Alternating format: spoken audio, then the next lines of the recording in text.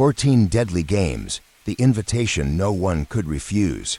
They say the most haunted places are the ones built on secrets. Old asylums, long abandoned mansions, towns that vanished overnight. People love to whisper about them. Some swear they've seen ghostly figures looking out from shattered windows. Others say they heard voices in rooms that haven't had a living soul in decades. These stories are told and rattled like dark lullabies, passed down through generations, always with the same warning. Don't go looking for the dead because they might be looking for you. And yet, curiosity is louder than fear, especially for those who make a living writing about the dark. The story begins with 14 letters, 14 identical envelopes, thick, off-white paper, sealed with black wax, pressed into a symbol no one recognized. Eden, I surrounded by fire. Each envelope arrived quietly, no sender, no return address, and each one found its way to a single person, a best-selling crime or horror author. They were the best of the best. Miriam Lau, the queen of psychological thrillers. Her books were so mind-bending. People often reread them just to understand the ending. Travis Core Young, flashy, known for writing brutal serial killer novels. He was always online, always in the spotlight. Jonas Bell, a former homicide detective turned writer. His stories were dry, precise, and horrifyingly real. Sophia Duval, French-Vietnamese Gothic novelist. She wrote with elegance, but her stories always left readers with goosebumps. Takumi Yano, a Japanese author who never did interviews. He specialized in mystery puzzles no one could solve. Bethany Cage, an ex-nun who now wrote spiritual horror, often inspired by real exorcism cases. And 8 others, each with a different style, different tone, but all with a gift for writing fear. Each invitation read, you are invited to participate in a 14-day immersive storytelling challenge. Location undisclosed. Transportation provided. Electronic devices are prohibited. Bring only essentials. Prize, the final chapter. Warning, non-compliance will not be tolerated. See you on October 14th. The Gamekeeper. Most thought it was an elaborate PR stunt, a secret marketing campaign, maybe even a new Netflix horror series that needed writers. Some were skeptical, some were excited, but none of them refused. Because deep down, all of them had the same thought. What if this becomes the story of a lifetime? On the morning of October 14th, each author was picked up by a black car. The driver said nothing, no matter what they asked. Phones were taken, luggage checked, windows blacked out. Hours passed.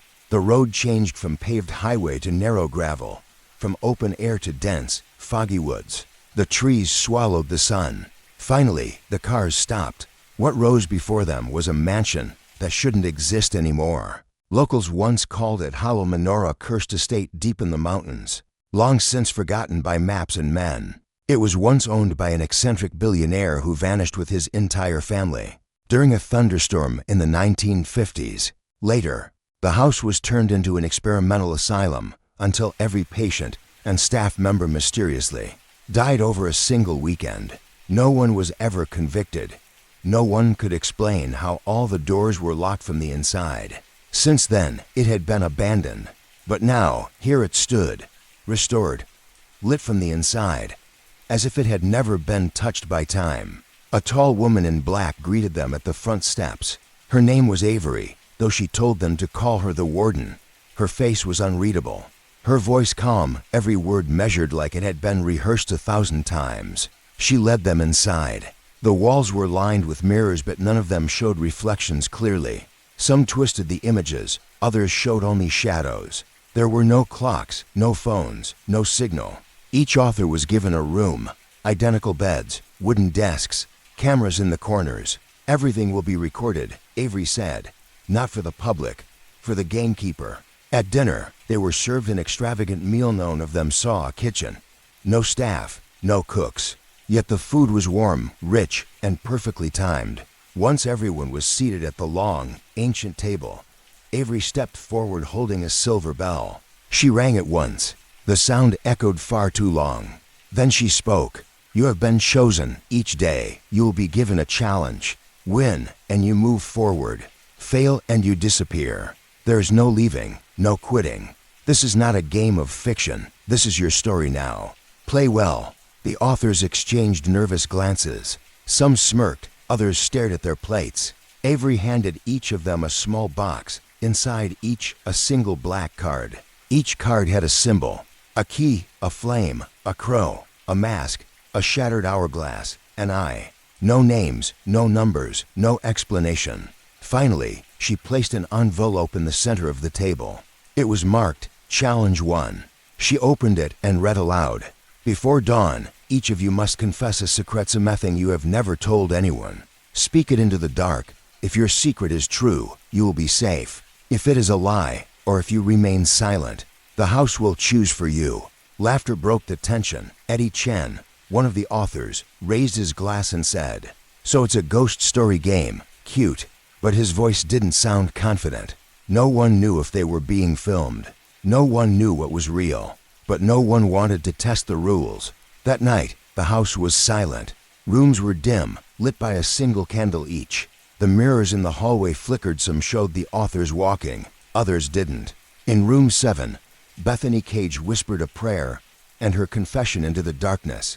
In room 3, Takumi Yano wrote his confession down, then ate the paper.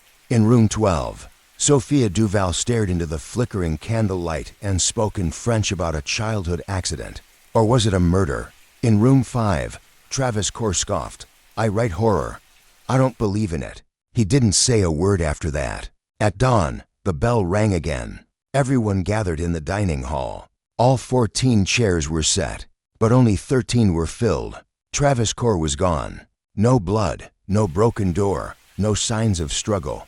Just his black card placed neatly on his untouched plate, now scorched with ash. Avery entered, silent as death. She looked at the empty chair, then at the rest of them. "He did not confess," she said. "The house does not forgive silence." Panic spread. Questions flew. Some demanded to leave. But every door was locked, every window sealed. Outside, the fog was thick, too thick. You couldn't even see the trees anymore. The walls began to feel closer, the shadows longer. That night, someone found writing on the mirror in the hallway. It hadn't been there before. Words scratched into the glass, backwards, but readable. 1 down, 13 to go. The house cut off from the world and the eyes that never blinked. The house wasn't just old, it was alive. After Travis Core vanished with a sound, without a trace there inside, the mansion changed. It grew heavier, thicker. You could feel it on your skin, like humidity before a storm, or like something breathing on your neck when no one's behind you. The others didn't talk much at breakfast. 13 authors, now seated around the same long table where there were once 14. Avery stood at the end of the room like a statue, silent. Her black clothes seemed to absorb the light. The bell she held the night before still dangled from one hand, but today, she didn't ring it. She only said one thing: "The house watches, the house remembers, and it doesn't like being ignored." Then she turned and walked out. Her heels didn't make a sound on the marble floor. After breakfast, Jonas Belth, ex-detective, went aside to explore. The others followed. Some stuck close to their rooms. A few, like Noah Reeve and Camila Navarro, were more daring. They went to the upper floors. What they found was more disturbing than any story they'd ever written. Every hallway had a camera, not hidden, not discreet, deliberately placed, as if to remind them, you are never alone here. At the end of every corridor, one black glass orb, blinking with a red dot. Some of them even turned slowly, as if following the motion of whoever passed. In one hallway, Jonas tried waving at it. It waved back, not joking. The screen embedded in the wall just below the camera flashed a grainy image, Jonas himself, waving. But the reflection wasn't real-time. It was delayed by a few seconds, and in that image, his reflection didn't blink when he did. In room 4, Sophia Duval found something else. She'd been journaling handwritten, since no electronics were allowed, when she noticed something off in her mirror. The room behind her looked darker in the reflection than it did in real life. And the door behind her, it was slightly open in the mirror, but in the real room it was completely shut. When she turned around, the door was still shut, but now her journal was missing, gone, and on the desk, someone or something had drawn the symbol from the invitation wax seal, the flaming eye. Sophia didn't scream, but she quietly folded the paper, hid it under her mattress, and left the room. The authors regrouped in the downstairs library, a massive 2-story chamber filled with books that none of them had ever heard of. No titles, just black or red covers. When Jonas pulled one off the shelf, it crumbled in his hands, revealing only blank pages. But not all the books were empty. Some of them were journals, and they weren't old. They were freshly written. Daniel York opened one and froze. It was a detailed entry, handwritten, dated 2 years ago, describing a man named Miles Halpern, a mystery novelist who had supposedly vanished after a retreat. The journal described how he'd tried to escape through the basement, how he saw faces in the walls, how he heard whispers in a language he couldn't understand. Then it just ended. The last sentence read, "I think the camera in my room is inside me now." Daniel closed the book. Slowly, he looked at the others. "We're not the first ones here," he said. Suddenly, a noise. Knock, knock, knock. 3 hard knocks echoed through the house. It wasn't from the door. It was coming from inside the walls. The chandelier above flickered, and from the far corner of the library, a screen turned on. One of the cameras was live streaming into the room.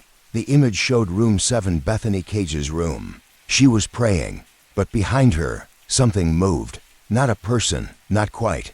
It looked like a shadow peeling itself off the wall, stretching, watching her. She didn't see it, but everyone in the library did. Then static. Bethany came rushing in seconds later, breathless. "I felt something behind me," she said. "But when I turned, nothing." Sophia didn't want to say what they saw. Neither did anyone else. They decided to split up again, but this time in pairs. Miriam and Daniel searched the east wing. Takumi and Lena stayed in the library, examining the journals. Jonas and Noah went to the basement. Bethany and Sophia returned to their rooms, but this time, they kept their doors open. Even as they tried to focus, the sense of being watched never left them. The cameras followed. The air buzzed like static electricity.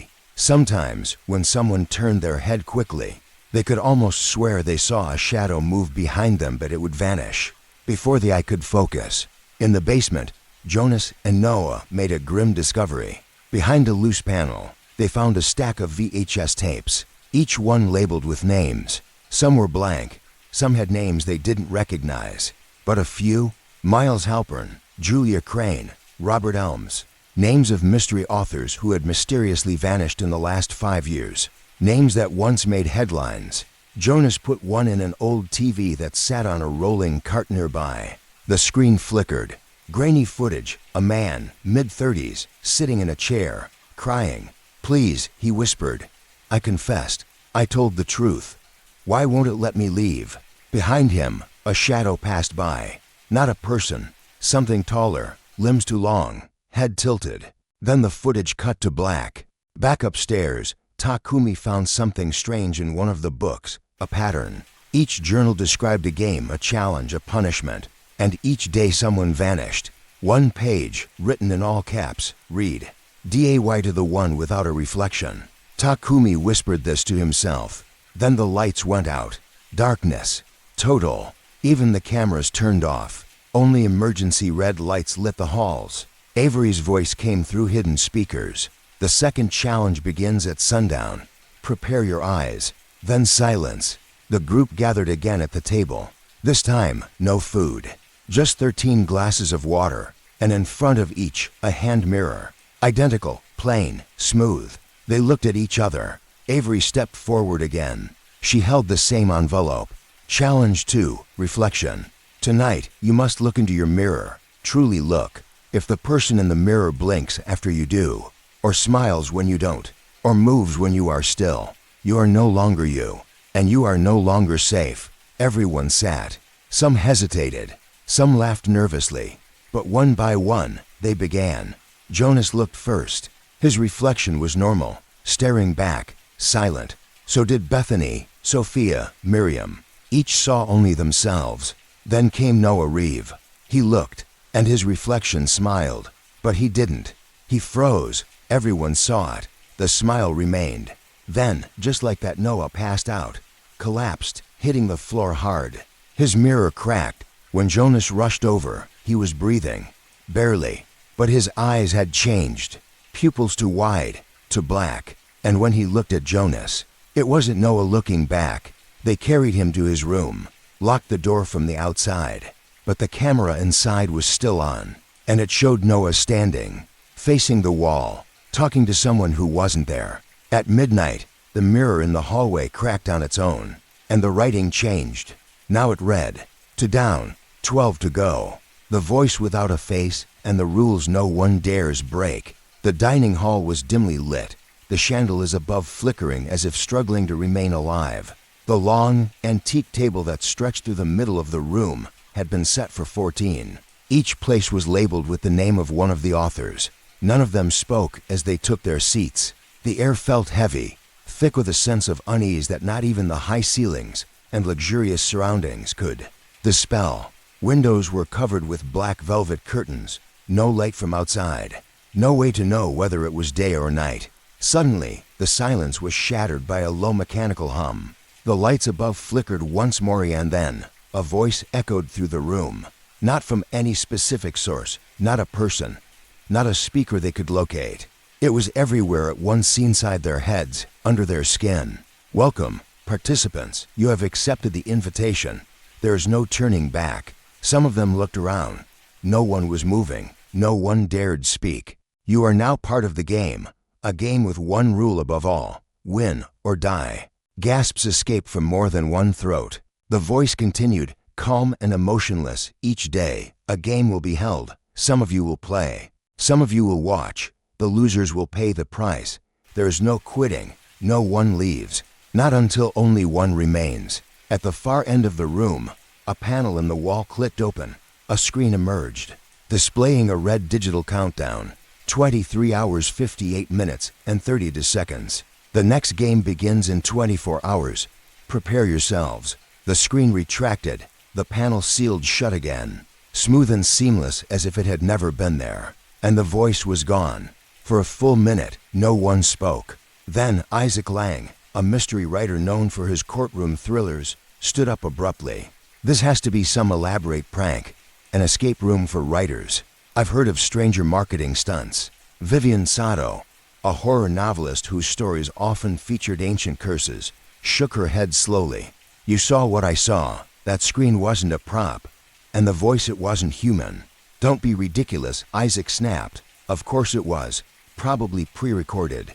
A voice actor with a good filter." Someone at the other end laughed nervously. It was Kenneth Doyle, who had made a name writing psychological thrillers about serial killers. "What if this is real? What if someone's turned our own nightmares against us? Then we're all screwed," muttered Helena Mauer, a reclusive author from Germany. Her voice was soft, but everyone heard. The group split up shortly after that. They explored the mansion again, but now the place felt different, darker, colder. The knowledge that someone or something was watching changed everything. Hidden cameras were discovered in the most unlikely places. Inside the molding of a mirror, behind an antique painting, in a light fixture. "They've wired the whole house," muttered Sato. "They're watching us. No one could find a way out." Every door that should have led outside either looped back into another hallway or opened onto solid walls. Every window, when pulled open, revealed not the outdoors, but impenetrable blackness, like the world had vanished. They were cut off from reality. This place existed on its own terms. That night, sleep didn't come easy. The mansion had more than enough rooms, each luxurious and eerily perfect, as if waiting for its chosen occupant. But who could sleep with a death game starting in mere hours? Some couldn't bear to be alone and gathered in the library. Others paced the halls or sat silently in corners, waiting. Then came the first scream, a blood-curdling shriek from upstairs. They ran, heart-pounding, unsure of what they'd find.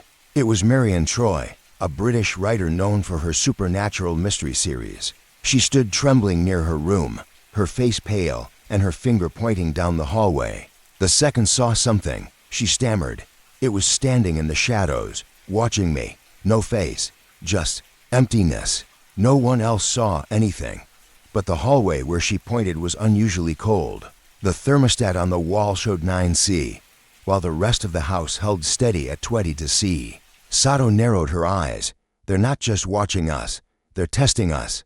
pushing us. By morning, the countdown had dropped to 0 hours 0 minutes and 3 seconds. Everyone gathered in the dining hall once more, not because they were told, but because they knew. This was where the games would begin. When the timer struck 0, the voice returned.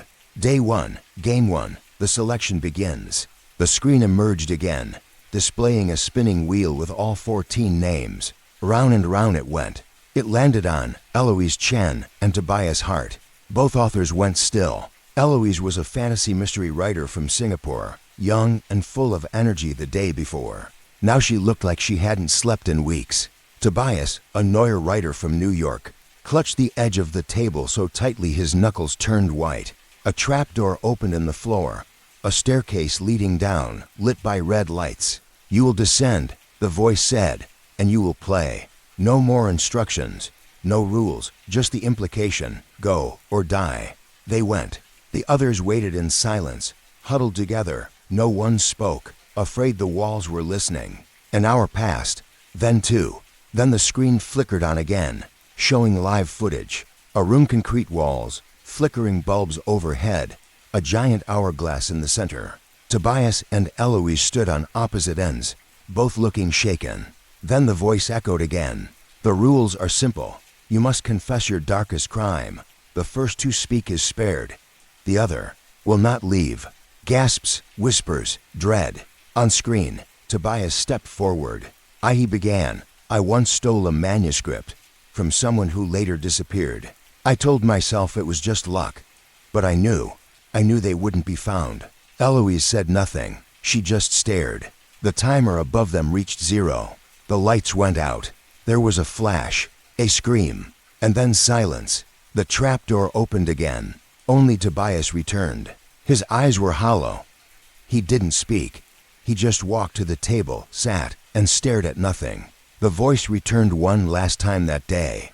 "This is not fiction. This is not a game. This is your story now." The screen vanished, and reality, as they knew it, was rewritten. The first game, tell a secret you want buried. They couldn't sleep after that. The image of Eloise Chen disappearing into the dark, the sound of her final scream, and the dead look in Tobias Hart's eyes, known of it could be shaken off. The mansion felt colder now, alive in a way that suggested it fed off fear. No one asked Tobias what happened. They didn't need to. The silence that clung to him like a shadow said more than words could.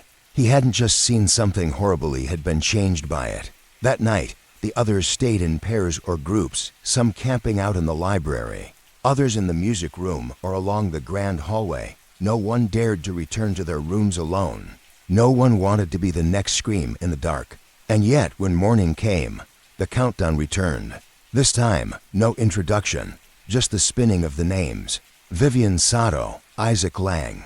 A choked breath escaped Vivian's throat. She didn't move at first. Her hands were clenched in her lap, knuckles white. Then she stood, calm but pale, and made her way toward the trapdoor. Isaac, for all his bravado from the day before, hesitated. "Don't make me," he muttered. "This isn't real. We don't have to play." No one responded. The mansion didn't wait for arguments. The floor creaked open again. The red-lit stairs beckoned. Isaac finally moved, trailing behind Vivian, almost in a trance. The trapdoor sealed itself once they descended. The screen rose again. This time, the chamber looked different. Darker, walls covered in mirrors. A single stool stood in the center. On it, a small tape recorder. A single spotlight beamed down. The voice returned. "Welcome to Game 2. The rules are simple. One must speak. One must listen.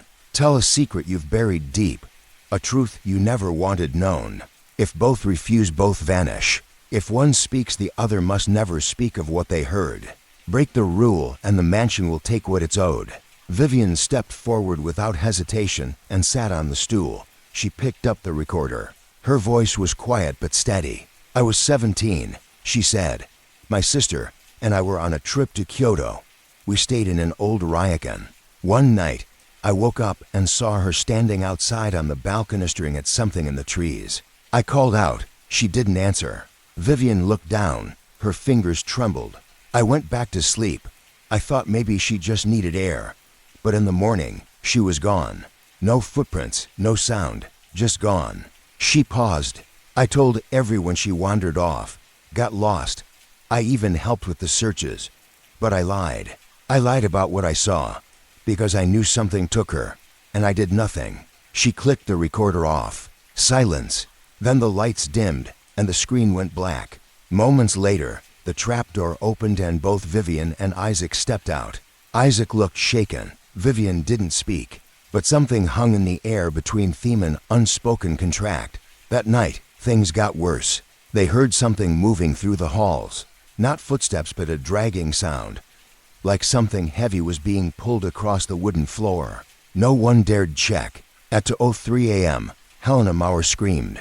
Everyone rushed to the source. She was in the East Wing corridor, pointing to a wall. There was someone there, watching, standing inside the painting. They turned to look. It was an oil portrait they hadn't noticed before. A woman in Victorian dress, standing in a field of red flowers.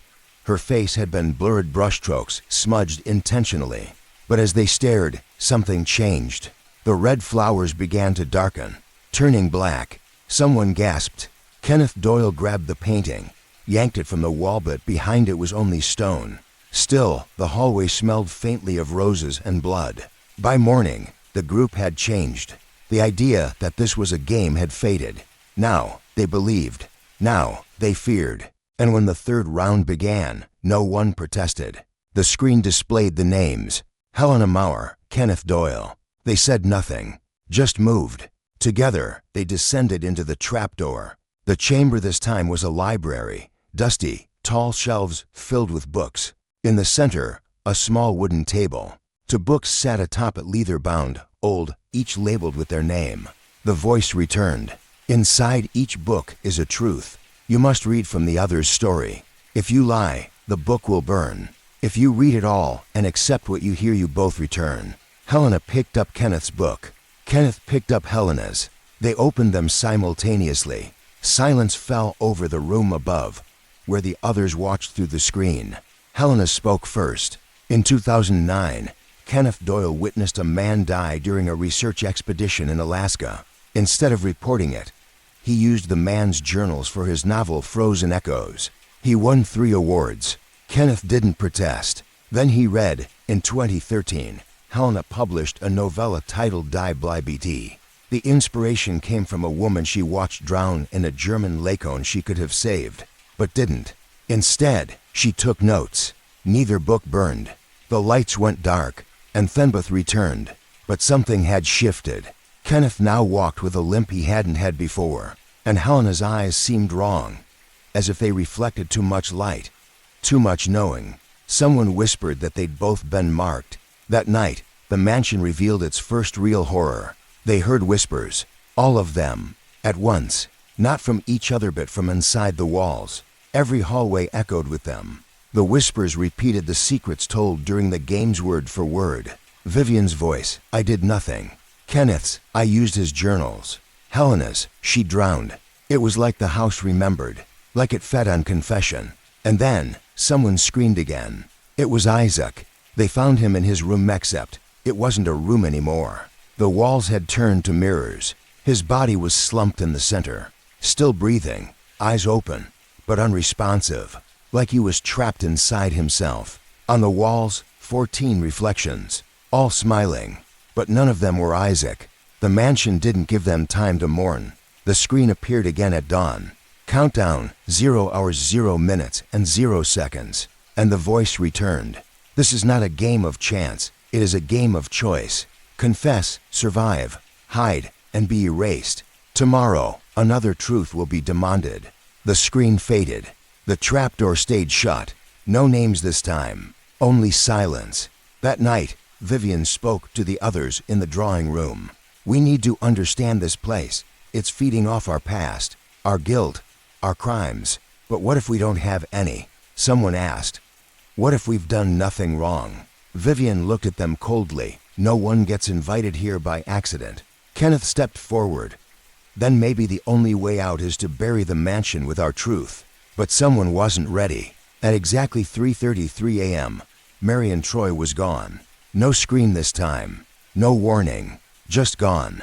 In her bed, A note was left, written in her own hand.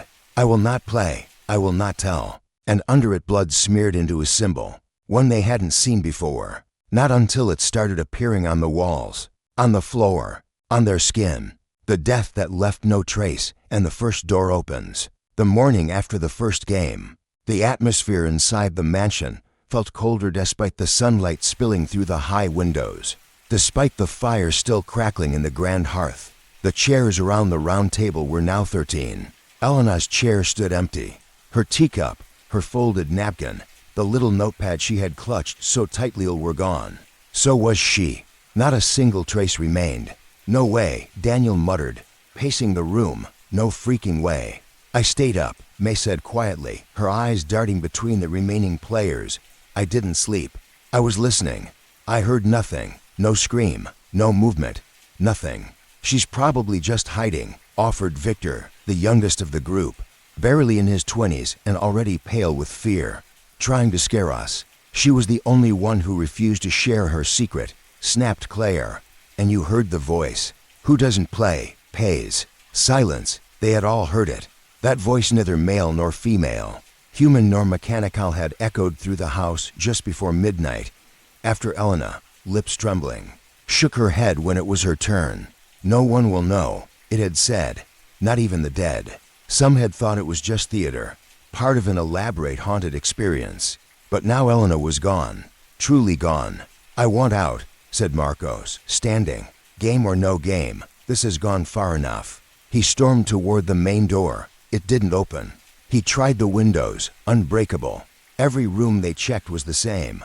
Even the servants' quarters, the pantry. The wine cellar, every route out was sealed shut, either with iron locks, reinforced glass, or dead ends. No signal either, said Leela, staring at her phone. No GPS, no connection. Just that one app, the same app that had displayed Elena's name in red the night before. Now, her profile was gone, as if she'd never been invited, as if she'd never existed. Claire, sharp-eyed and ever skeptical, walked over to the round table. Look, everyone gathered. A new symbol had appeared in the center of the table, a door, slowly creaking open, painted in blood red. Beneath it, new words flickered onto the screen, embedded into the wood. The first key has been claimed. The next challenge awaits. Door 1 is open. A low, metallic click echoed through the halls. Somewhere in the house, a lock had disengaged. It took them nearly 20 minutes to find it. A narrow hallway near the library that none of them remembered seeing before. It led to a black door with no handle, just a slit and a brass plate above it. On the brass, etched an ornate script. Only the brave may proceed. Only the broken may win. Marco stepped forward. What does that mean? Before anyone could answer, the voice returned as embodied, smooth and terrible. One by one, the doors will open. One by one, you'll face yourselves if 13 remain at dawn. The game ends. If none do, the house remains hungry. They stared at one another. That confirms it, whispered Leela. This isn't a story. We're in something real. The black door slid open silently. Inside, a new room revealed itself, dimly lit, circular, with 7 mirrors lining the walls. In the center stood a tall grandfather clock, ticking backward.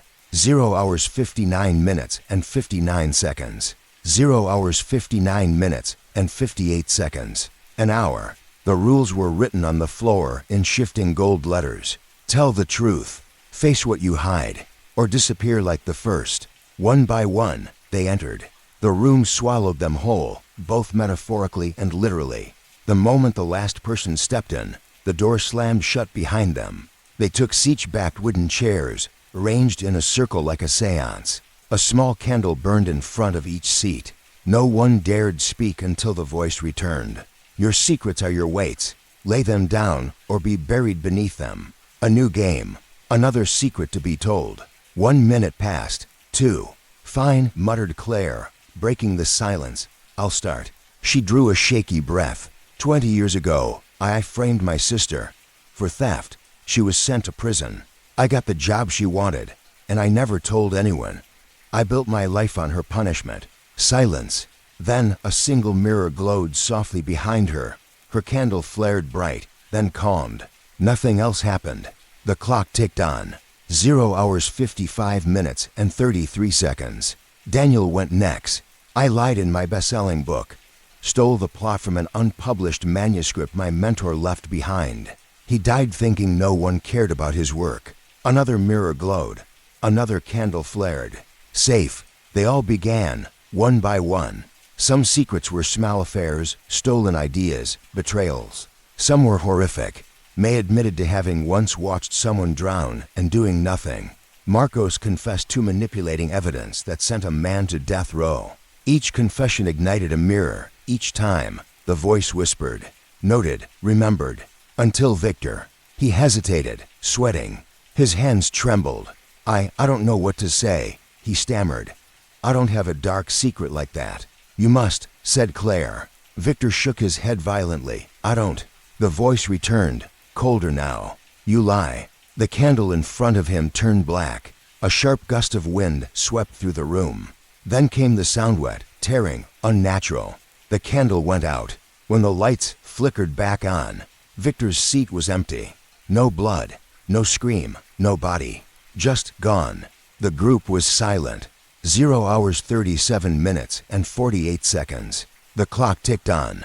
Later that night, after the remaining 12 players returned to the main room, they found the table changed again. 2 seats gone. Elena, Victor. The red door symbol now had a glowing one on it. 1 door down. The house felt smaller, or maybe it was their nerves. They ate in silence, the food appearing on the table like before. No servers, no source, just there. Claire was the first to voice what many had feared. We're all going to die, aren't we? Not if we play, May replied flatly. Not if we win. But what's the end? Marcos demanded. When is this over? The voice answered, almost like it had been waiting. When the game is satisfied. When the house no longer hungers. You are not guests, you are offerings. And then, the house sighed. That was the only word they could use to describe it. A deep, low groan. Like the mansion itself had lungs, like the walls exhaled. Somewhere, far away, another lock turned. Another door opened. But this time, no one ran to find it. They sat in silence, waiting, breathing, counting. Only 12 now, and still so many doors left unopened. Day to the mirror game that reflects the truth. The morning light filtered through the high windows of the isolated mansion, but it brought no comfort, only a grim reminder that this place, this game, obeyed no ordinary rules. Where the body of Cassandra should have been, there was nothing, no blood, no signs of a struggle, only the faint imprint of where she had sat during the first game, and the lingering echo of her final secret. The remaining 13 players were on edge, their nerves frayed. Suspicion sharpened the air like broken glass. Some claimed they had heard footsteps in the night. Others swore they saw shadows slipping past their rooms, long and twitching unnaturally. And when sunrise came, Cassandra was simply gone. A new envelope waited in the center of the dining table, stark against the polished wood. This time, it wasn't sealed. Day 2, the game of reflection. Each of you will be Caledoni by one to stand before the mirror. If you see yourself, you move on. If you see someone else, the game sees through you. That was all it said. It didn't explain what someone else meant, not clearly, not directly. But everyone felt it. That creeping dread in their stomachs, that primal instinct telling them, this isn't a trick, this is a curse. The mirror was waiting in the basement, an old Victorian floor mirror, with a silver frame etched in strange swirling symbols. It stood alone under a single light bulb that swayed ever so slightly, though there was no wind. The first to be called was Jonathan Dusk, the quiet novelist from Edinburgh. He descended the stairs alone. The others huddled in silence upstairs, watching the live feed on the flat screen footage from one of the dozens of hidden cameras embedded throughout the house. Jonathan stood before the mirror, his reflection rippling slightly as if the glass were liquid. He didn't blink. He looked into it and saw himself. Nothing happened. The light stopped flickering. The reflection stabilized. A message appeared on the screen. Passed. Jonathan returned upstairs, pale but unharmed. His hands trembled as he sat back down at the table. They waited. The next name was read by the mechanical voicino source, no speaker. Mila Stone. Mila was a true crime podcaster from Toronto. known for dissecting serial killers and cold cases. She wasn't new to darkness, but this was different. She entered the basement with her jaw tight, hands clenched.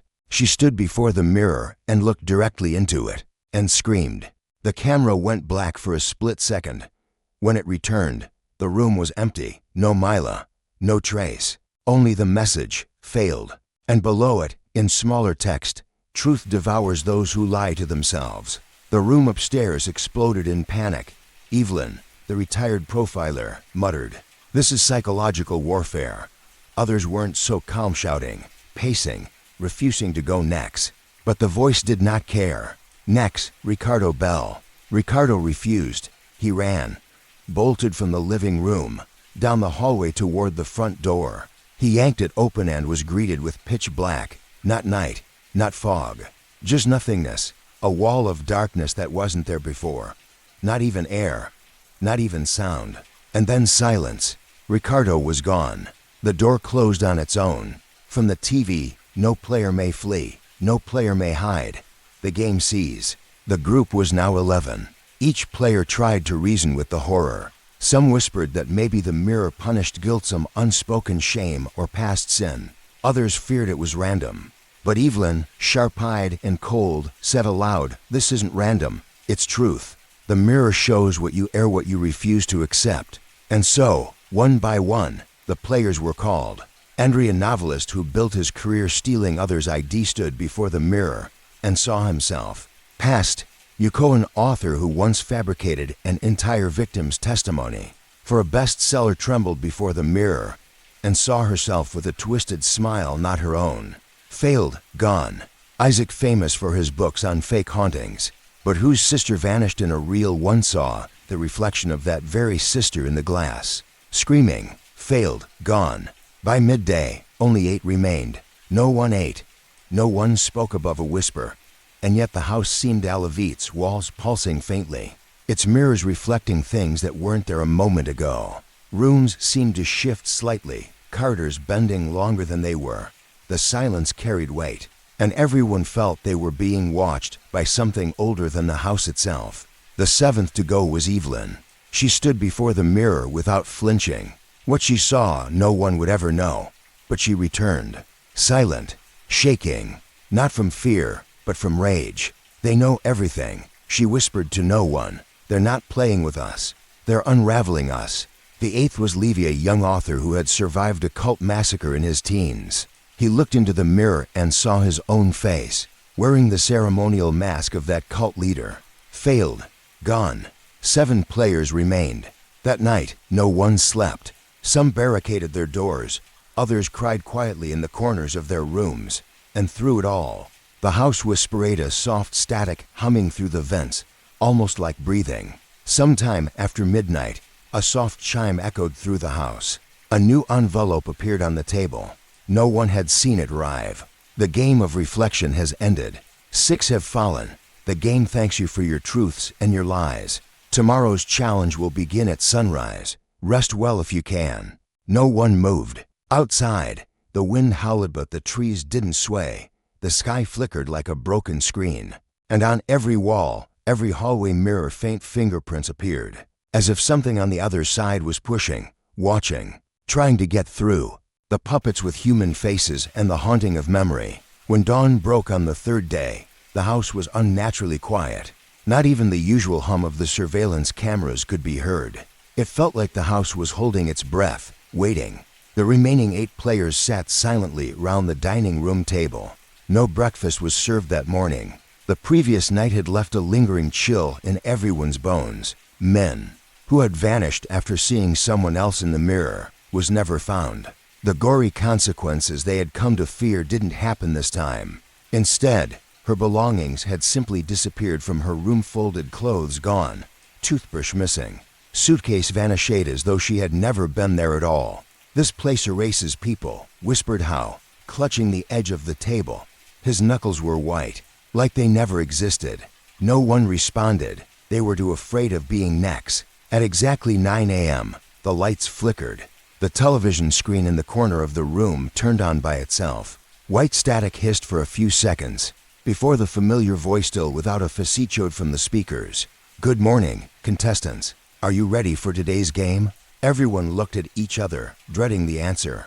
Today's challenge, the voice continued, is a test of memory and identity. It is called The Puppets. The static cleared, revealing a dimly lit room. Inside it stood 8 life-sized wooden puppets, all dressed in the same clothes as the players. But what made everyone's blood run cold, what made even the strongest among them gasp in horror, were the puppets' faces. They were exact replicas of the players' own. Not masks, not printed photos. Their skin tones, scars, freckles, everything down to the most minute detail was identical. The voice crackled again. One by one, you will enter the puppet room. Your task: pick out your puppet from among the others. Touch it. Speak to it. If it recognizes you, you're safe. And if it doesn't, whispered Inga, trembling. The voice replied coldly, it will remove your face. Before anyone could scream or protest, the heavy double doors behind them unlocked with a click. Let the game begin. First to enter, Die. He was quiet, cautious, always watching others but saying very little. As he stepped into the puppet room, the door closed behind him with a solid thunk.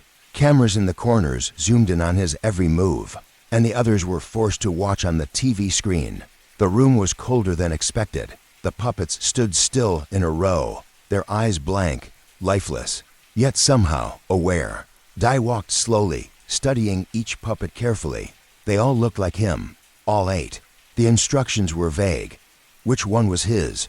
Were they trying to trick him? Was this about memory, identity, or just luck? He hesitated. Then he noticed something. In puppet had a scar just above the right eyebrow, like him. A scar he got from falling off his bike as a child. He stepped forward, whispered, "It's me," and reached out. The puppet blinked. Its wooden mouth creaked open, and in Dai's own voice, it said, "Welcome home." The lights dimmed, a tone chimed, and the door opened again. Dai had passed. Second, how? He was already trembling before he entered. Everyone could see it. His walk was unsteady, his breath shallow. Inside the puppet room, he panicked. He moved too quickly, rushed his inspection. He picked the puppet with the hairstyle he thought he had before arriving. He spoke to it. It didn't blink, didn't move. Instead, its eyes turned black. Its mouth opened wider than any mouth should, and it screamed. The screen went black. The house shook with a deep rumble. When the lights came back on, How was gone. From the table, one of the chairs sat empty, his plate untouched, his water glass cracked. No blood, no body, just absence. Third, Quinn. She was brave, or at least she pretended to be. She entered the puppet room with slow, steady steps. She didn't look at the puppets' faces first. Instead, she walked the room in a circle, muttering to herself, "This is about memory details." She looked at their fingernails. One puppet had chipped pink nail polish, the exact shade she wore when she arrived. She hadn't had time to repaint them since. She touched it. It blinked. "You remember," it said. Quinn smiled weakly. The door opened. She survived. Fourth, Tone. He didn't even make it halfway. He chose wrong. His scream echoed through the house, but when the others ran to the door, it was sealed shut. When it reopened, only a puppet was left on the floor, its wooden face smeared with something red, something that smelled like iron. Tone's things were gone, just like the others. By noon, only 5 players remained: Dai, Quinn, Enga, Locke, and Sho. Each had survived the game in their own way. But something strange began happening after the puppet room challenge. They started seeing the puppets outside the room. First it was Quinch claimed to see her own puppet standing at the end of the hallway at 3 a.m., whispering something she couldn't hear. Then Dai said he saw Locke's puppet sitting on his bed, staring at the ceiling. By the next night, all of them were experiencing it. The puppets were following them. No one slept. Enga, the youngest, was the first to break. She screamed when she found her puppet curled up in her closet, crying in her voice, "Let me be you." It whispered, "Let me in." She ran, screamed, tried to escape. She banged on the front door, but it wouldn't open. No doors ever opened unless the voice allowed it. When the others found her, she was curled in the hallway, clutching her own face, rocking back and forth. "I don't know if I'm real," she kept muttering. "Maybe I'm the puppet. Maybe I was the puppet all along." That night, she vanished. No sound, no scream, just gone. Another chair empty at the table. The following morning, a new message appeared on the TV screen. Only for remain. The puppets have chosen. The next challenge awaits. But remember, what you fear most is not death, but losing yourself. That day, no one spoke. They sat silently, for souls broken by what they had seen and what they could no longer explain. Dai began questioning his memories. What if the puppet was the real me? What if I'm just a copy? Quinn slapped him, hard. You're real because I see you, she said through gritted teeth. We are real, we survive. That's all that matters. But even she looked unsure when she went to her room that night. At midnight, the hallway lights turned red. The door at the end of the corridor they had never noticed before clicked open. Inside was a staircase, leading downward. To where? They didn't know, but they understood one thing clearly now. The games were not just about surviving. They were about peeling away layers of who they were, until nothing remained but fear, and maybe a puppet waiting to replace them. They had entered the house alive, but no one said they'd leave the same. The doorless dining room and the one who must never be named. The hallway outside the mirrored room was eerily quiet. Only 6 of them remained now. Their numbers were shrinking fast, and yet the rules remained unchanged. No one could leave. No one could refuse a game. The penalty for breaking either. Death swift, silent, and impossible to trace. After the horror with the puppets' grotesque marionettes that bore their own faces, their own secret Severion was to shake and to speak. Lynn hadn't survived that round. She was dragged into a curtain of shadows, screaming. When they pulled the cloth back, there was only her doll, dangling by invisible strings. Its porcelain eyes still blinked. Now, the surviving 5 were ushered by flickering wall lanterns toward a room they hadn't noticed before. There was no door, just an archway that led into darkness. Carved above the frame were faint, jagged letters. Speak not the dead, lest you dine with them forever. I was the first to hesitate. This wasn't here before, he whispered, his voice almost drowned out by the pounding in their ears. Dai, ever the skeptic, stepped forward. We've come this far. Just keep your mouths shut. He clenched his jaw. Whatever this round is, we get through it together. They crossed the threshold. The dining room inside was disorienting. A long, luxurious table stretched across the floor like a grotesque banquet from a forgotten time. Silver candelabras flickered with green flames. The ceiling appeared to sway like mist, and shadows of movement flickered just outside their line of vision. Strangely, the walls had no doors, no exits, just wallpaper made of old newspaper pages, each article describing the mysterious death of someone, some names familiar, others blurred or burned away. And at the head of the table stood a chair taller than the rest, carved with horns and vines. On it, a slip of parchment. Tonight's meal is served. Do not call the lost. They sat. No one dared touch the cutlery. A thick, sour stench rose from the food meat, too dark to identify. Bread molded green, soup that steamed but held no warmth. There was no sound but the ticking of an unseen clock. Then a voice rang out, the same disembodied voice from every game before. Tonight's challenge is simple. Do not speak the name of any who've fallen. If you do, they'll join you, and not in spirit. Silence. Every breath felt like it echoed. Quan, pale and trembling, stared at the chair next to her. It was empty now. But it had been Lynn's. We shouldn't be here, she whispered. None of us should have. I cut her off sharply. Don't say it. She blinked at him. Say what? You were going to say her name. Quan's mouth opened to argue, but her eyes widened instead. The empty chair creaked. Everyone froze. A shape began to materialize on the seat. Pale arms, thin hands, long black hair falling over a facet face. No, it couldn't be. It looked like Lynn, only the skin was drained of color. The eyes were glassy, lifeless, staring directly at Quan. Dai leapt up. She said the name. I heard it in her mind. No, I didn't. Quan cried. I was only thinking. That was enough. The Lynn thing reached out, grabbed Quan's wrist. She screamed. The others tried to pull her away, but the shadows rose like smoke and swallowed her holocaire and all. The moment her screams ceased, the seat was empty again. Another name added to the silence. Now 4. They stood, trembling, backs against the wall, but there was nowhere to run. The exit had sealed itself behind invisible brick. Men, always quiet until now, looked at the paper on the head chair again. It says do not call the lost. But what if someone else calls them? The others turned to him. What are you saying? Hai asked. Min's eyes gleamed faintly. I'm saying maybe this is a trick, a test. Maybe the game isn't just about names. Maybe it's about blame. Dai shook his head. You sound insane. But fucked last girl nodded slowly. No, I think he's right. This place feeds on guilt, on grief. When Lin appeared, it wasn't just because Kwon said her name. It was because she felt guilty. So what? We're supposed to feel nothing. Hai snapped. People are dying. No, Min said, stepping forward toward the head chair.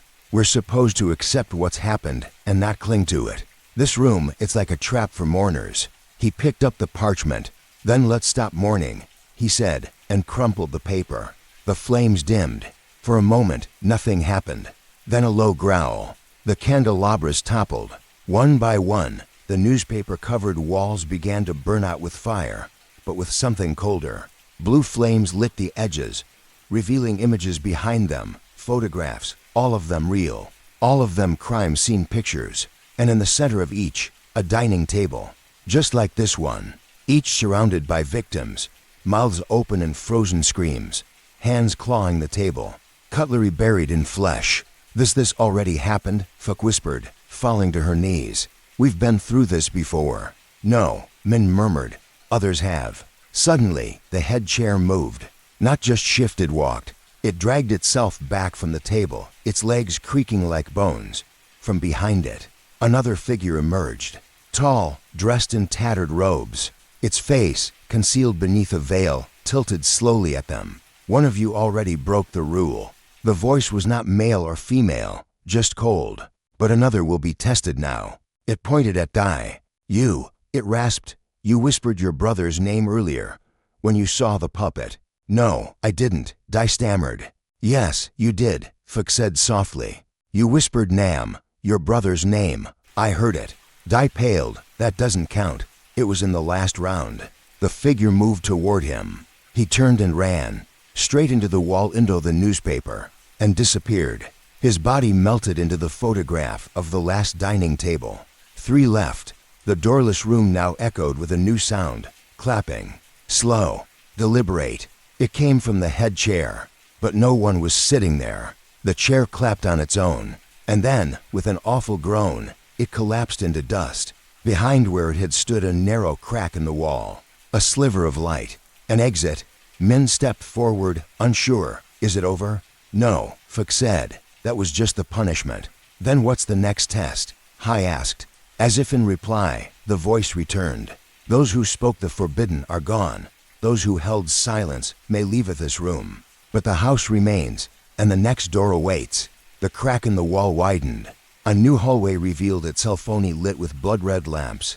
Men, Fuck, and Hai stepped through. But just before the crack sealed behind them, Hai turned one last time and thought he saw Kwon, sitting at the table, smiling. Her mouth moved, and though no sound came out, he could read the words, "Don't forget me." Then darkness, and the dining room was gone. The shadow in the candle and the one without a shadow. The hallway was darker than usual that night, even though lanterns hung along the walls. Their flames flickered strangely as if being licked by an unseen force. The group had shrunk. 6 remained. After the last game, nobody dared speak of Tam anymore. His name was now taboo. A stain on the air itself. Even whispering it made the candles dim, as if the house itself disapproved. The dinner bell rang again. They all hesitated.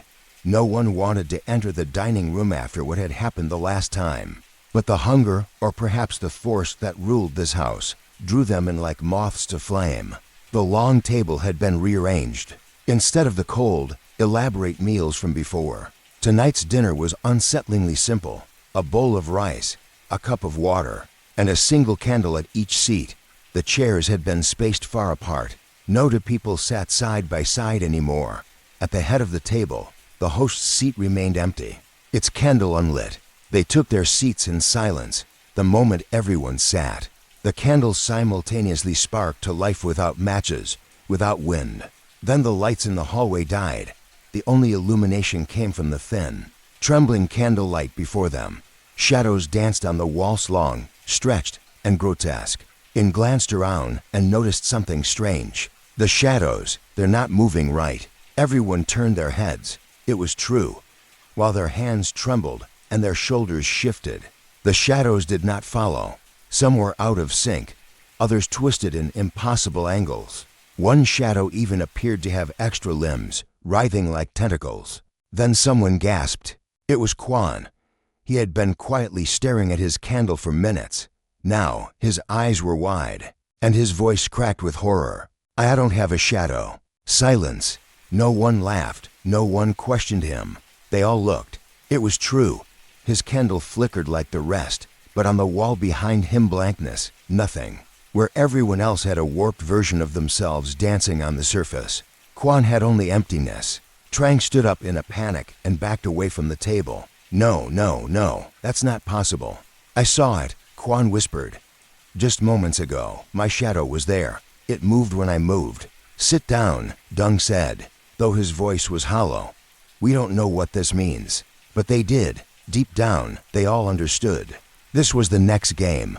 The candles, the shadows, and someone missing theirs. Trang began inspecting everyone's shadow, counting, comparing. 6 people, 5 shadows. They turned toward the wall again, counted. 1, 2, 3, 4, 5, and then there were 7. Someone screamed. For a moment, just a flicker, a 7th shadow appeared behind the host's chair, long, thin, wearing a tattered robe and a face that wasn't right. The candle at that seat was still unlit, yet the shadow was clear, full, and smiling. Then it vanished. The candles flickered violently. All at once, they went out. Darkness. But the host's candle finaled itself.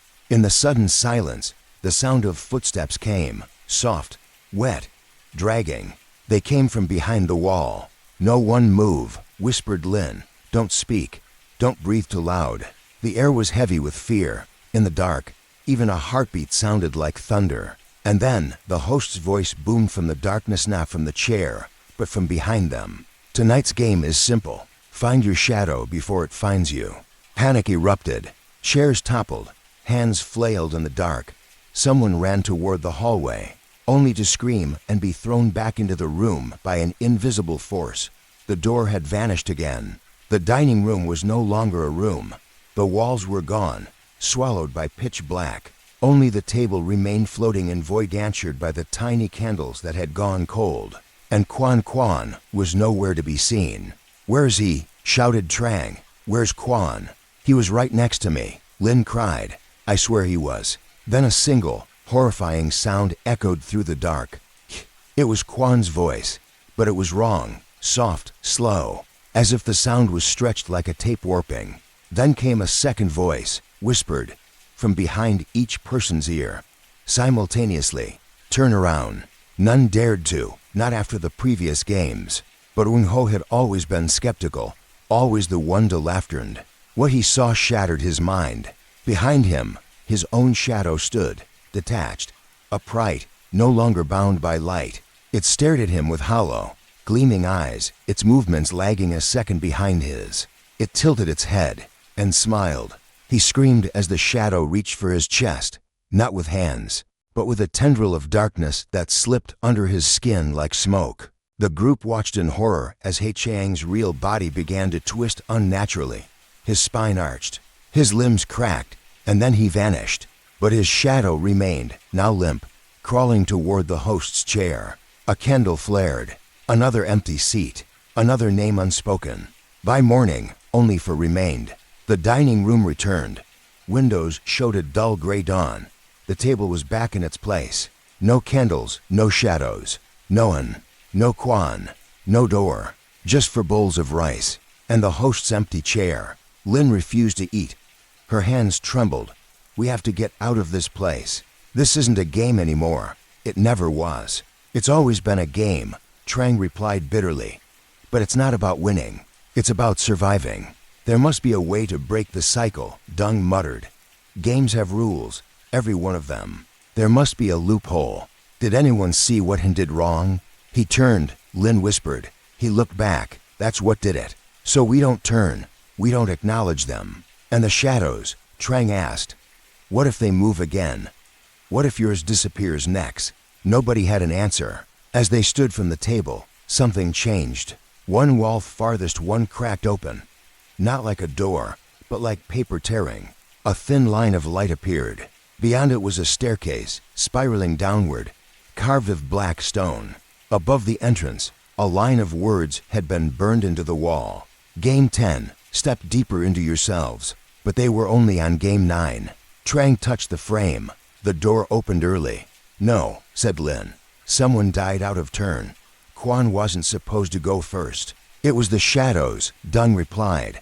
They're not bound by order. They stared into the darkness of the stairs. Something was waiting. And as they prepared to descend, Lynn noticed something horrifying.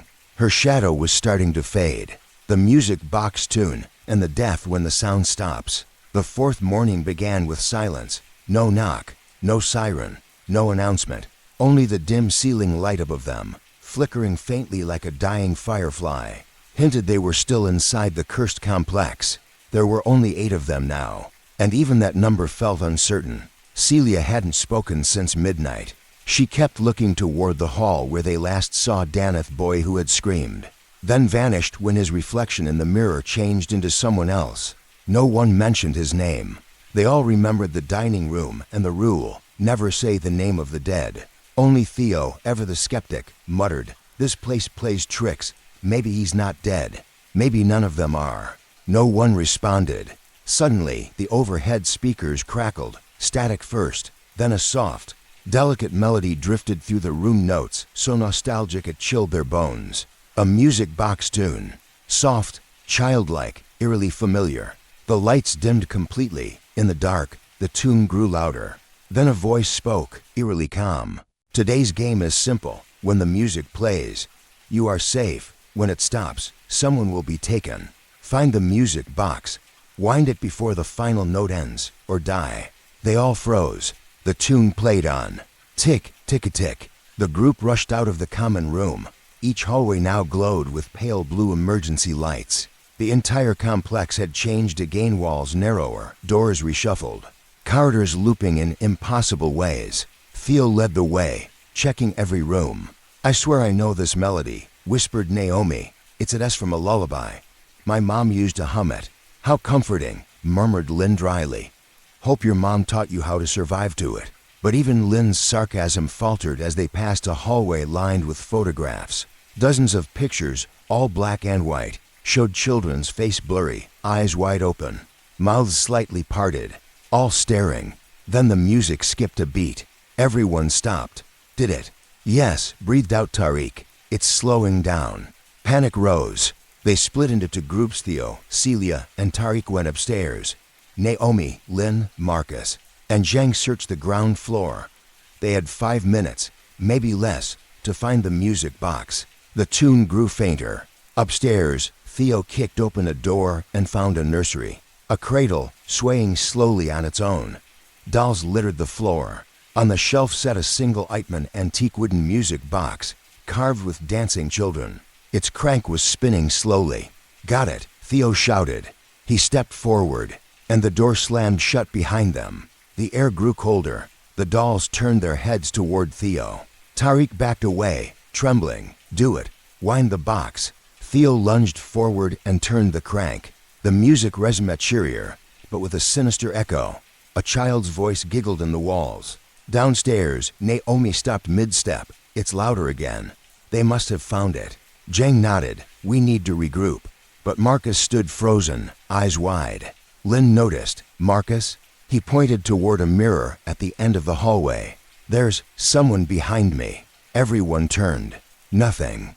But in the mirror, behind Marcus, stood a girl in a party dress, her face decayed and eyeless, swaying to the music. No, don't turn around, Zhang screamed. Marcus did. The music skipped. He vanished. Only his shadow remained on the floor, burned into the tiles. They regrouped at the nursery. Celia looked pale. That's 3 games, 3 gone. I can't do this anymore. Lynn exhaled shakily. We're being toyed with. Naomi glanced at the music box. If it stops, someone dies. We need to keep winding it. Take turns. And so they did. One by one, each took a turn winding the box every 2 minutes, keeping the cursed melody alive. It seemed to work. Hours passed. No one vanished. Until Theo dozed off and forgot. The box wound down. The final note hung in the air and fell silent. Everyone looked around. 1 second. 2. Nothing. Did we break the curse? Whispered Celia. Theo looked at his watch, only missed it by 20 seconds. Then, from the hallway, came the faint sound of bare feet dragging, a child's laugh, and then, in the doorway, a little girl appeared. They had all seen her before in paintings, in glimpses, in shadows, always the same age, the same pale dress, no eyes. She walked straight toward Theo. He tried to move, couldn't. The others screamed, but the girl simply touched his chest with one rotting finger. Theo collapsed, not dead, but changed. His face was blank, eyes unfocused, breathing shallow.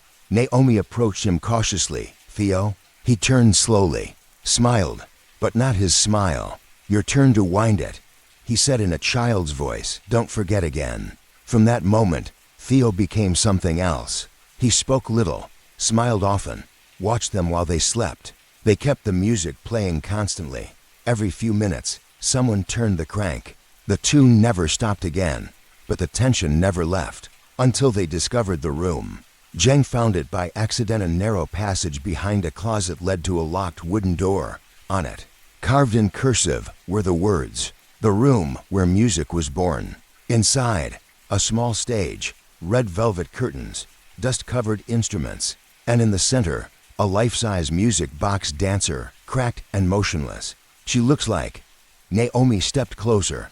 Like my cousin, the one who vanished years ago. Suddenly, the dancer moved. One creaking arm rose. She spun once, music playing from within her chest. "Don't stop the music," she said in a voice that echoed. Then her mouth opened unnaturally wide, and she screamed. The lights blew out. When they flicked back on, Jiang was gone. In his place, a toy accordion, still warm.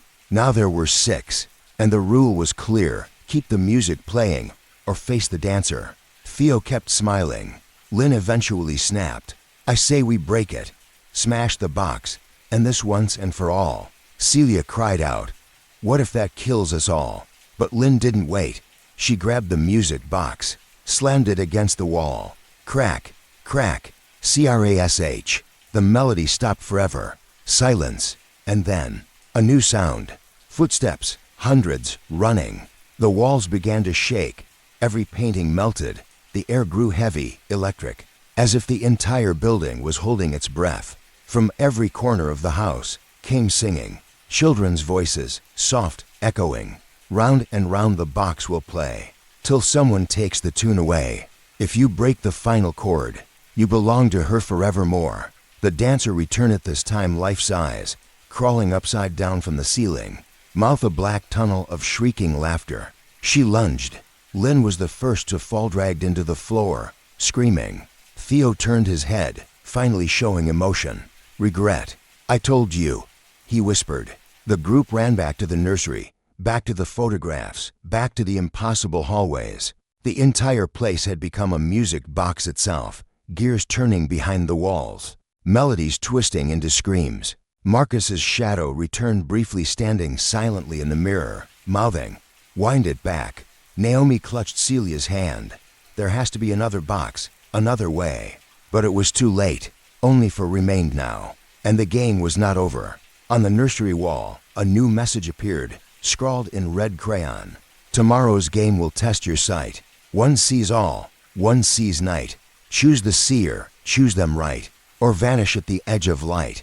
They turned to Theo, but he had already walked ahead, still humming, still smiling, still broken. The elevator that never goes up, and the 13th floor that doesn't exist.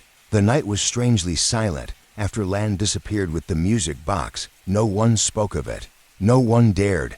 The house grew colder. The corridors stretched longer. Fear had rooted itself deep within each of the remaining players. Then, Mai Hong and Tull. They were running out of time. The The black notebook they once feared had grown strangely quiet. No new games had appeared on its pages since Lan's vanishing. But that changed on the second day of silence. At exactly 3:33 a.m., a thud echoed through the hallway, waking them all. They rushed out, half asleep, only to find the notebook lying open on the floor outside their doors. A new game had been written in red ink, as if someone had scrawled it in blood. The elevator that never goes up. To leave this house, one must ride the elevator. But beware, those who press the button for any floor above 12 will vanish. Because the 13th floor is not real, or is it? Rules. Only one may ride the elevator at a time. Do not attempt to stop it once the doors close. If the elevator does not stop, pray it isn't taking you to floor 13. They stared at one another in silence, trying to process what the game implied. There's no elevator in this house, Tull whispered. That we've seen, Hong corrected grimly. As if summoned, a sharp mechanical ding rang out from the far end of the hall. They turned. A door that had always been locked now stood slightly ajar, revealing something none of them had noticed before. A narrow hallway, lit by flickering bulbs, and at its end a rusted elevator with an iron grate for a door. It looked decades old, the kind you'd find in forgotten hospitals or condemned buildings. What happens if we don't play? Mai asked quietly, her voice trembling. Hong didn't answer. He was staring at the wall next to the elevator. A new carving had appeared there, words etched into the plaster with something sharp. Someone must go, or all will fall. Round 1 Than. Than was the first to volunteer, not because he was brave, but because he couldn't take the waiting anymore. He stepped into the elevator, the doors groaned shut behind him. Inside, it was dim and claustrophobic. A row of numbered buttons glowed faintly on the panel 1 through 15, but only floors 1 to 12 were labeled clearly. Floor 13 was scratched out violently, like someone had tried to erase it. Yet the button was still there, faint, flickering. Then pressed 1. The elevator shuddered, then began to descend. He held his breath as numbers ticked down 1 to 11109. Then suddenly, everything went dark. The lights went out. The elevator jerked to a stop, and then it began to go up. No, Then slammed the stop button. Nothing. He pounded on the door. Useless. The elevator rose. Passed for 5, 6, 7. It passed 12. And then it dinged. The number above the door read 13. But the doors didn't open. Instead, a sound filled the space like scratching metal. Something was scraping against the outside walls of the elevator. Then backed away, trembling. The lights flickered back on for a second, just long enough for him to see something in the mirrored wall. A tall, thin figure. No eyes, no mouth. Just a white face stretched like wax. Behind him. He screamed. The elevator went dark again. When it finally opened, it was empty. Than was gone. Round to Hong. No, Tull said. No one else goes. We don't have to do this. Maybe Than, just maybe it was a trick. He could still be alive. But Mai stared at the wall. Another carving had appeared. He is gone. The game is not. Hong didn't wait for an argument. He stepped forward. Before he entered, he whispered to Mai, "If I don't come back, don't follow me." He pressed the button this time. The elevator moved. This time it stopped on floor 2 without incident. Hong stepped out. The hallway was wrong. The walls were made of mirrors, dozens of them, floor to ceiling, and every reflection was slightly delayed. He turned left. His reflection did not. He turned back. The door to the elevator was gone. The mirrors now lined every wall, endless and repeating. And then, from one mirror, his reflection smiled. He hadn't smiled. It raised a hand, waved. Hong screamed and ran. Behind him, glass shattered. Back in the house, the elevator dinged again. But when the doors opened, Hong was inside Deliv, bloody, pale, shaking. He said nothing, just collapsed. They carried him to his bed. He would not speak, would not blink, just stared at the ceiling, repeating the same word. Reflections, reflections. Round 3, Mai. I'll go, Mai whispered. Tull grabbed her wrist. No, it's my turn. We don't even know if we can stop it, she argued. But Tull had made up her mind. I'll press floor 1, just floor 1. I'll come right back. She entered the elevator, smiling weakly. Wait for me. The doors closed. She pressed floor 1. The elevator obeyed. The moment she stepped out, she found herself in a dining room. Long, ornate, Gothic. A table stretched across the space, covered in rotting food. Dozens of chairs lined its sides, and in each chair sat a corpse, rotting. Some were missing limbs, others had twisted smiles. One chair remained empty. Her name was written on a placard in front of it. She stepped back. A voice echoed, "Sit, you were invited." She ran to the elevator, but it was gone. Behind her, the corpses began to turn their heads.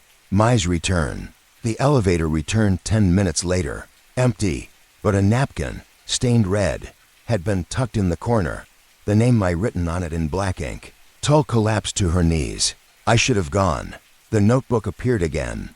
To remain, one must finish the game, or neither will survive the night. Final round, Tull. She stepped in. She didn't press anything. The doors closed anyway. The elevator began to move. It passed floor 1, then stopped. The doors opened, and she saw a man standing there. The old man from the first night, the one with the hat, the one who had welcomed them. Only now he had no eyes. I've been waiting, he rasped. Tull stepped back. I didn't press a floor. Didn't need to, he said. The house chose. The doors tried to close. He caught them with one hand. You're not the last, you know. This game's been played before. Every decade or so, someone always opens the notebook. She stared at him. What do you want? He smiled. Not me. The house. It needs players. It feeds on stories, on fear. He gestured to the hallway beyond. You can leave, but you must promise something. What? Continue the games. Let them spread. Let them be told. Or he tapped the 13 button. You can find out what's on this floor. She looked at the button. It flickered, dim red. She looked back at him, then stepped out of the elevator. He handed her a black notebook. Empty pages, ready to be written on. Tell the next story well, he whispered. They're always listening. The next day, the house stood silent. No one remained inside. The notebook appeared on a new doorstep. A child picked it up, opened it, and smiled as the words formed across the page. Welcome to the game. The silence challenge. Whoever speaks will lose their life. The house was quieter than ever. After the elevator nightmare, only 3 of them remained. Tull, Mai, and Hong Thao Hong still lay unconscious, trapped inside his own mind. The burden of survival weighed heavily on the 2 women. The notebook sat on the old wooden table in the common room, its pages blank once more, as if waiting for them. At midnight, a single new message appeared on the last page, written in deep crimson ink. Silence is salvation.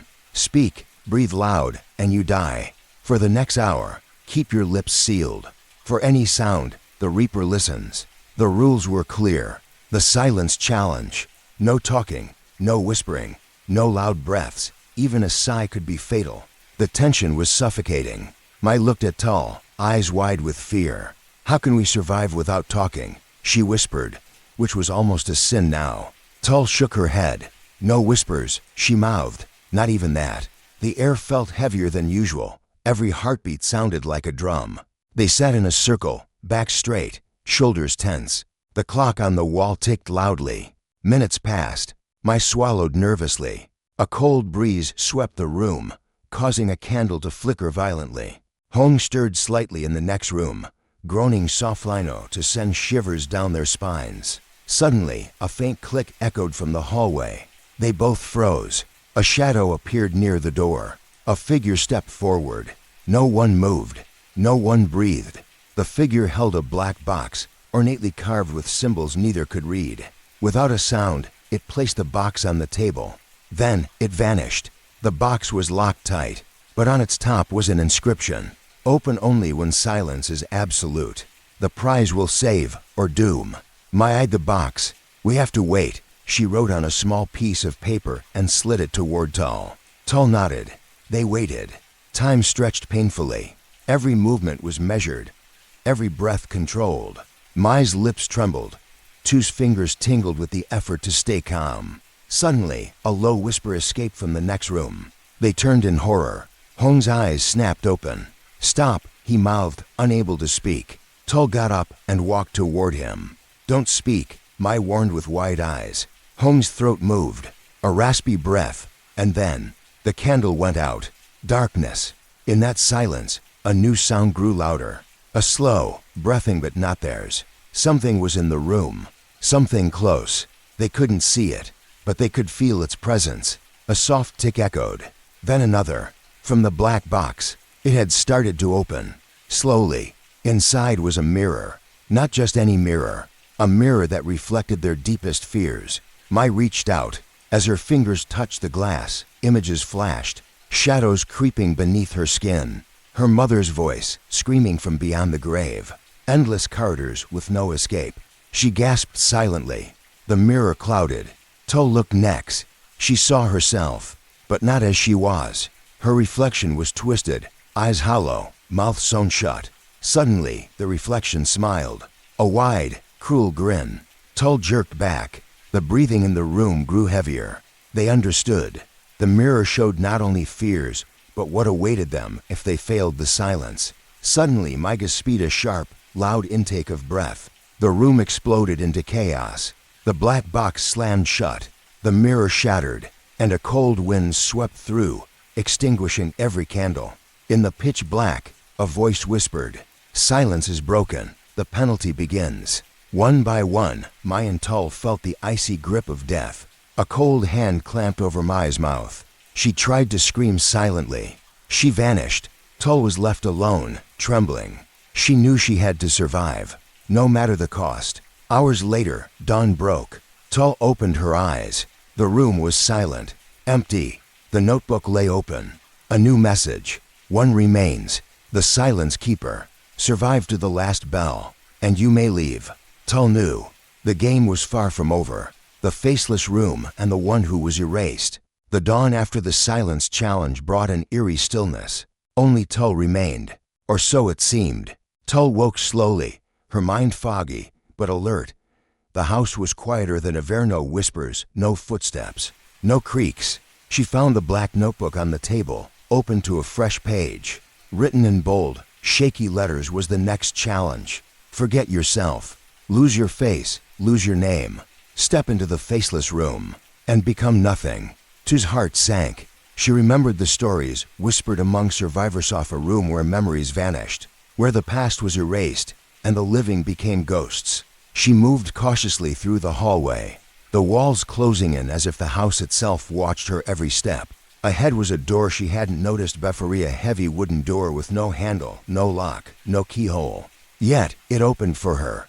Inside was a stark room. No windows, no furniture, just a blank wall, and a mirror large, but oddly empty. No reflection. Tull stepped forward. She raised her hand to the mirror's surface. Nothing. No hand. No shadow. No sign of herself. A chill ran down her spine. The room was silent, but Tull felt a pressure in her head like memories were slipping away. Back in the main hall, Mai and Hongif, they still existed, were gone. Tull looked around the empty space where they used to be. No one remembered them. No one mentioned their names. It was as if they never existed. Panic set in. She screamed silently. No sound came out. She realized the curse had started. The house whispered her name, but when she tried to answer, she could not. Her own identity was fading. Tull walked back to the mirror. This time, a shadow appeared. Not hers. A faceless figure. It reached out. Tull felt herself losing grip on who she was. Memories blurred. Faces, names, Placecil slipping through her fingers like smoke. Suddenly, the door slammed shut behind her. The faceless figure stepped closer. Whispers filled the room, words she couldn't understand. Outside, the house seemed to breathe, and the notebook wrote itself. Who are you? Who were you? When the mirror takes your face, who remains? Tull tried to shout. No voice. Only silence. She closed her eyes. When she opened them, she was outside the room. But something was different.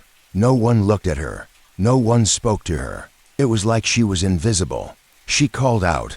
No response. Tull was disappearing, not physically, but from memory. Her friends, if they still were her friends, forgot she existed. She was fading. Her last hope was the notebook. She flipped through the pages. Words appeared slowly, like a breath on cold glass. Remember yourself. Remember your face. Before the house forgets you forever. Tull touched the mirror again. This time, the reflection flickered. She saw a flash her own face. Faint, distant, but real. A surge of strength filled her. She screamed silently again, focusing on her memories, her childhood, her family, her dreams. The faceless figure recoiled. The room trembled. Suddenly, the mirror cracked, and with it, Tu's memories surged back stronger than before. She stepped out of the room. The house was no longer empty. Mai and Hong stood before Haralev in memory, if not in body. They embraced silently, but the notebook closed itself. A new message glowed. To survive, remember who you are, or be lost to the void forever. Tull knew the game wasn't over. The house was still hungry, and the next challenge waited. The wall of confessions and the blood that pours from within. The silence after the faceless room challenge was thick with dread. Tull, Mai, and Hong, still shaken, gathered in the old library. The black notebook lay on the ancient oak table, its pages blank once more. Suddenly, blood-red letters appeared on the page. Confess or perish. The wall awaits your sins. Write your darkest secret, or be consumed. They exchanged fearful glances. Confess, Mai whispered. Hong nodded, like a confession box. But what if no one wants to share their darkest secrets? Tull looked up, her eyes steady. We don't have a choice. They moved through the house, following a narrow hallway that none had dared explore before. The corridor ended in a small room. Its walls were covered from floor to ceiling with thousands of notice confessions. Some were scrawled in trembling handwriting, others in bold, desperate letters, all stained with dark, dried blood. At the center stood a large, ominous walrus stone, cracked and seeping fresh, red liquid. The blood dripped slowly, pooling on the floor. A small desk stood next to the wall with sheets of paper and pens. A sign read, "Right before the bell tolls, the wall demands sacrifice." The first bell rang. Mai stepped forward, her hand shaking as she took a sheet of paper. She hesitated. Then, she wrote, "I betrayed my best friend to save myself." She pressed the paper onto the wall. The note stuck immediately. The blood on the wall seemed to pulse. Hong followed, writing quickly. "I lied to my family for years." His confession stuck too. The blood oozed faster. Tull watched nervously. The clock ticked louder. She knew her secret was the darkest yet. Her hand trembled as she took the paper. She began to write. "I survived because I left someone behind." Her voice cracked, but she wrote steadily. She pressed the confession onto the wall. The blood flowed faster, like the wall was drinking her words. Suddenly, the room shook violently. Cracks appeared along the stones. The blood flowed freely now. The wall seemed alive. A deep rumble echoed. A horrifying voice whispered, "Confess or be devoured." Mai's eyes widened. The wall began to grow. It stretched, curling toward them like a living beast. "Right?" Tull screamed silently. The notes on the wall glowed red-hot. Hong dropped his pen. The blood spilled onto the floor, spreading like a dark river. The wall's edge curled toward him. He grabbed another paper, scribbling furiously. "I am afraid to die." The wall hesitated. The blood stopped flowing. Mai and Tull added their final confessions. The wall stopped growing. A heavy silence filled the room. The notebook glowed. A message appeared. "Truth saves, but secrets feed the darkness. Will you confess forever?" The blood slowly retreated. The wall shrank back to its place, but the horror remained. The three survivors knew the game wasn't over. The house still hungered, and more confessions would come. The living began to doubt, and the deceptive cameras. The room with the confession wall had gone silent again, but the damage had already been done, not just to the stone wall bleeding secrets, but to the fragile trust that still remained between the survivors. Tull sat at the edge of her bed, staring at her hands. Mai hadn't spoken since they left the confession room. Hong kept glancing over his shoulder like someone or something was watching him. They were down to 5 people now. 5 players still trapped inside a game that no longer made sense. 5 lives, each hanging by a thread soaked in guilt, fear, and suspicion. That evening, the black notebook reappeared. Its new message sent a fresh chill down their spines. Truth can be shaped. Memory can lie. Watch carefully. The eyes on the wall deceive. "What does that mean?" Lem asked, pacing nervously. There are cameras in this house, Tull whispered. We've seen them, but maybe they're not just watching us. Maybe they're showing us the wrong things. Hong turned toward the hallway, pointing. There's a control room on the second floor. I saw it on the first night, full of screens and equipment. Without hesitation, they moved together, 5 of them now, Tull, Mai, Hong, Lam, and Trin.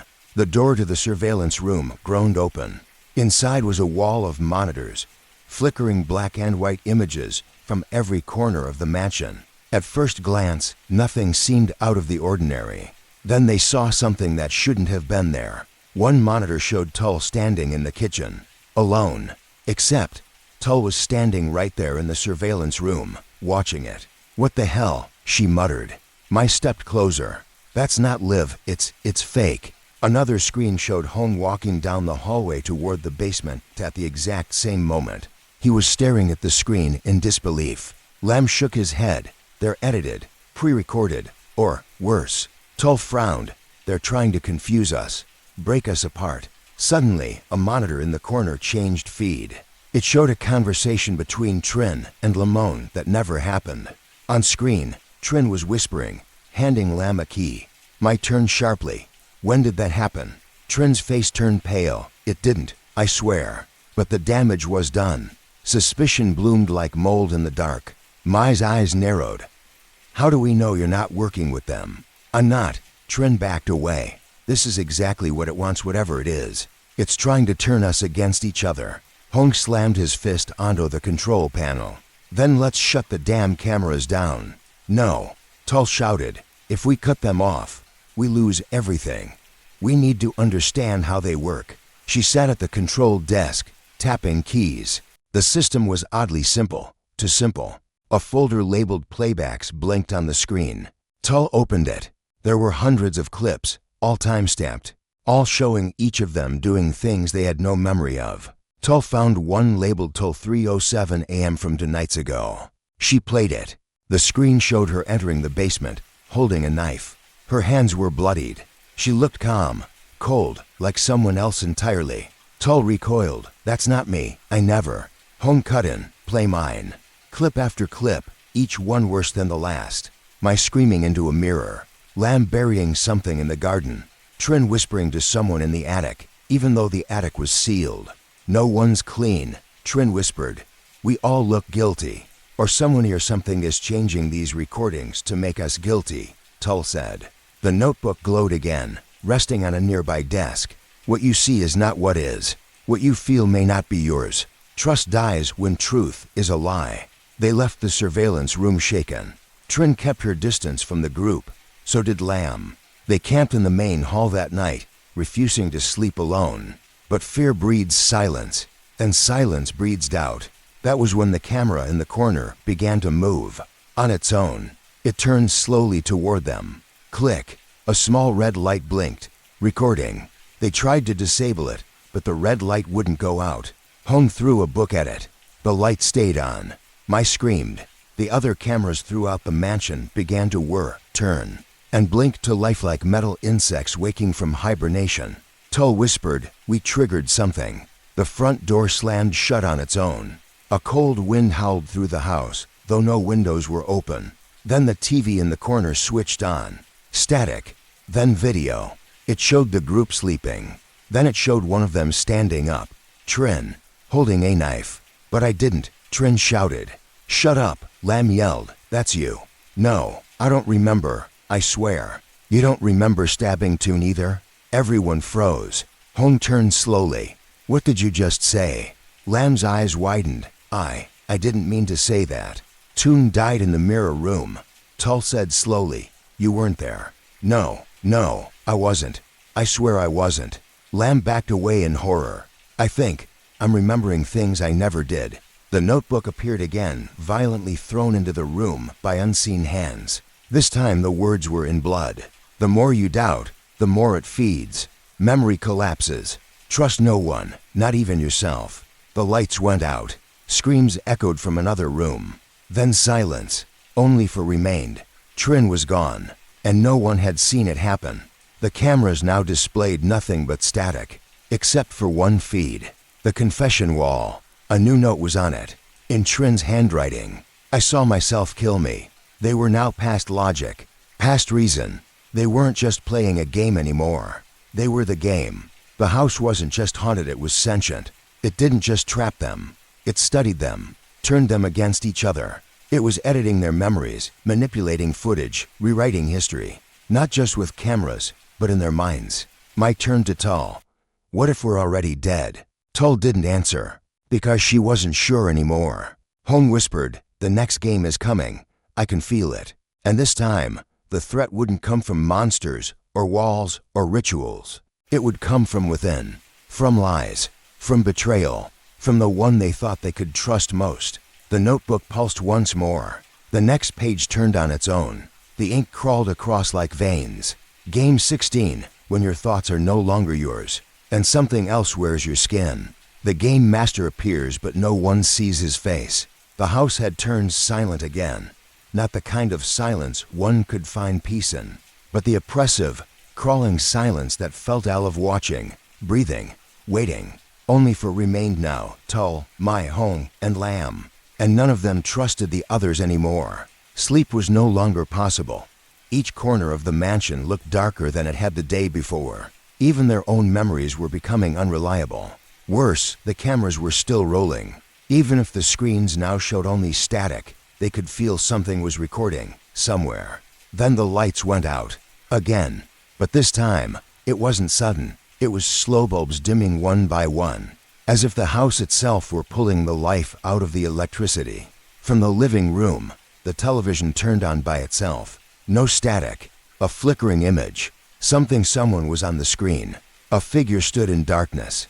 Their face was hidden behind a veil of shadow, but their outline was clear. A tall, thin man in an old-fashioned coat, standing in front of what looked like a wall of photographs, documents, screens, all stitched together into a web of chaos. Then he moved, slowly, deliberately, like a puppet knowing its every string.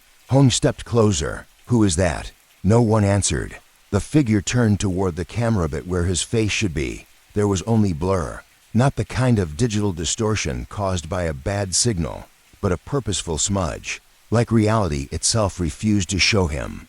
I whispered, is that the one behind all this? The screen glitched. For a moment, the figure vanished, then reappeared closer, as if he'd taken a step toward them. He's watching us, Tull said. But more than that, he knows us. The figure raised one arm and pointed. The camera zoomed in on him, but on a small table beside him. There sat the black notebook. He tapped it once, and the words appeared. You are not chosen. You are collected. The figure stepped out of frame. A second later, the television blinked off, and they were left staring at their own reflections in the dark screen.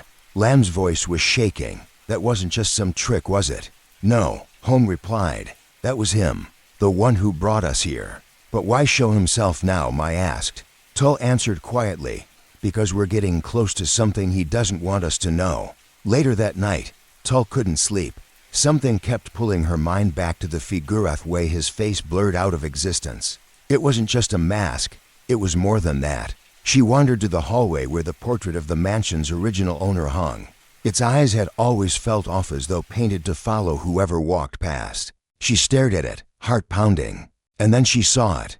A tiny slit in the canvas. A camera lens behind it.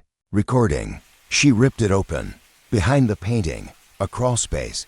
A narrow tunnel filled with wires, monitors, and stacks of old VHS tapes. She called the others. They crawled through the space together, following the cables until they reached a hidden room deep in the wall. The air smelled of dust and rusted metal. Inside, rows of tapes lined the shelves. Dozens, maybe hundreds, each labeled with a name and dates. Tu's hands trembled as she pulled one down. New Yuntal Entry 1. They played it. It showed her years ago, not in this house, but in her childhood home, playing with her sister, a regular moment from a forgotten day. Hone grabbed another tape, Lahong Entry 3. It showed him crying, age 9, at his father's funeral. The tapes weren't just recordings. They were memories, private ones no one else could have possibly seen. I whispered, he's been watching us, long before the game started. Tull said, he's been studying us. They played one more. It was blank at first, just darkness. Then, the same figure from the TV emerged, closer this time, and though his face was still blurred, his voice came through clearly for the first time. It was deep, slow, almost gentle. You are here not by fate, not by luck, but by design. Every wound you hide, every lie you tell. I see it, I collect it. And now, you must play. The tape ended. No one spoke. Then, the notebook began flipping pages on its own. It landed on a fresh page, soaked in ink that still looked wet. Game 17, the mirror truth. One of you knows more than you admit. The price for hiding it is blood. Lam stepped back. What does that mean? It means someone's lying, Hong said, staring at the notebook. No, Lam shouted. We've all been honest. Have we? Tull interrupted. Because I'm starting to remember something strange. She reached into her pocket and pulled out a small object. A pendant.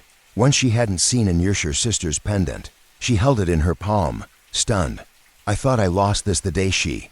Her voice trailed off. Because that was the day her sister died. In a fire. A fire that Tull always told herself had been an accident. But suddenly, she wasn't sure anymore. The house groaned around them. Lam stepped forward, his eyes distant. I had a brother once. Everyone turned to him. I pushed him into the river when we were little. It was just a game. He didn't come back up. His voice cracked. I told everyone he slipped, and I believed it for years, until now. The game wasn't just punishing their present. It was peeling back every truth they had ever buried. And the game master faceless figurati finally understood what he was. A collector of guilt. A curator of shame. A conductor of punishment. That night, the house pulsed with energy. Lights flickered like heartbeats. Walls wept blood again. The televisions across the house turned Ononi by one. Each showed the same figure, standing in a white void. Still blurred. Still faceless. But his shadow stretched behind him, long and twisting, touching every wall of the house. Then he spoke again. You were chosen because you chose to forget. Now remember, or perish. The power surged. Then, everything went black. When the lights returned, Mai was gone. Only 3 remained, and the notebook opened by itself once more. Its page was torn down the center, but both sides blood ink, spelling the next horror. Game 18, one must walk alone. Into the room with no return. The master awaits. They were running out of time, and the face behind the blur was getting closer. Not just to being seen, but to becoming them. Roll reversal. Who is the killer in the dark? The air was colder than before. It wasn't just the night, it was something deeper, crawling beneath the skin like frost laced with dread.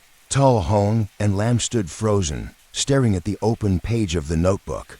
Game 18, one must walk alone. Into the room with no return. The master awaits, but Mai was already gone. Taken, or worse Sakozen. And now, a new game had started. Without warning, the house spoke. Not in words, but in clicks, creaks, and the groaning of shifting walls. Doors slammed shut on their own. Locks clicked in place. The ground trembled slightly as though something massive had awakened underneath the mansion. The notebook flipped again. This time, it revealed blood-stained words that hadn't been there before. Game 19, roll reversal. One of you will kill. One of you must die. Only the killer survives the night. Lam read the page aloud, barely breathing. Hong took a step back. What is this now? Tull whispered, it's making us do its job. The lights flick-reddened, everything went black. Then a single, red bulb glowed overhead. An eerie bell rang 3 times. The intercom crackled, and the voice of the game master still blurred, distorted, inhumancum through. One of you has been chosen to wear the mask. You will not know who, but when the lights go out, the killer will rise, and only one may walk away. Silence. Then something metallic hit the ground behind them. They turned. There it was, a mask. Black, featureless, its eyes hollow and dead. And beside it, a folded card. Lam picked it up, hands shaking. On it were the words, whoever wears this will be freed if they kill before sunrise. Tull backed away. This is insane. It's trying to turn us on each other. No, Hong said. It's trying to make us into monsters. Lam dropped the card. We don't have to play. But even as he said it, the mansion locked tighter. The air shifted. and the floor creaked as if footsteps walked just out of sight. Then all the lights died. Pitch black. A heartbeat later, a scream. Sharp, sudden, followed by silence. Tull gasped, "Lamb." No answer. The red light returned, but Lamb was gone. In his place, the mask was missing, and a trail of blood led down the hallway.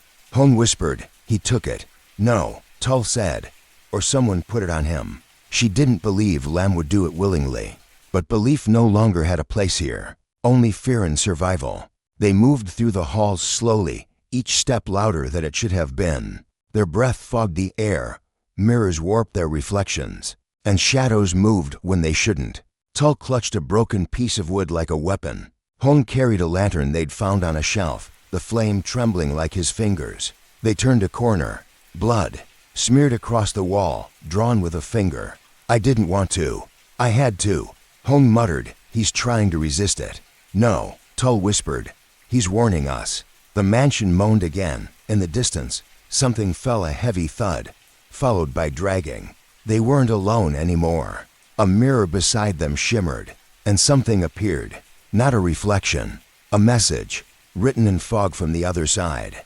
"Trust nitrogen monoxide 1."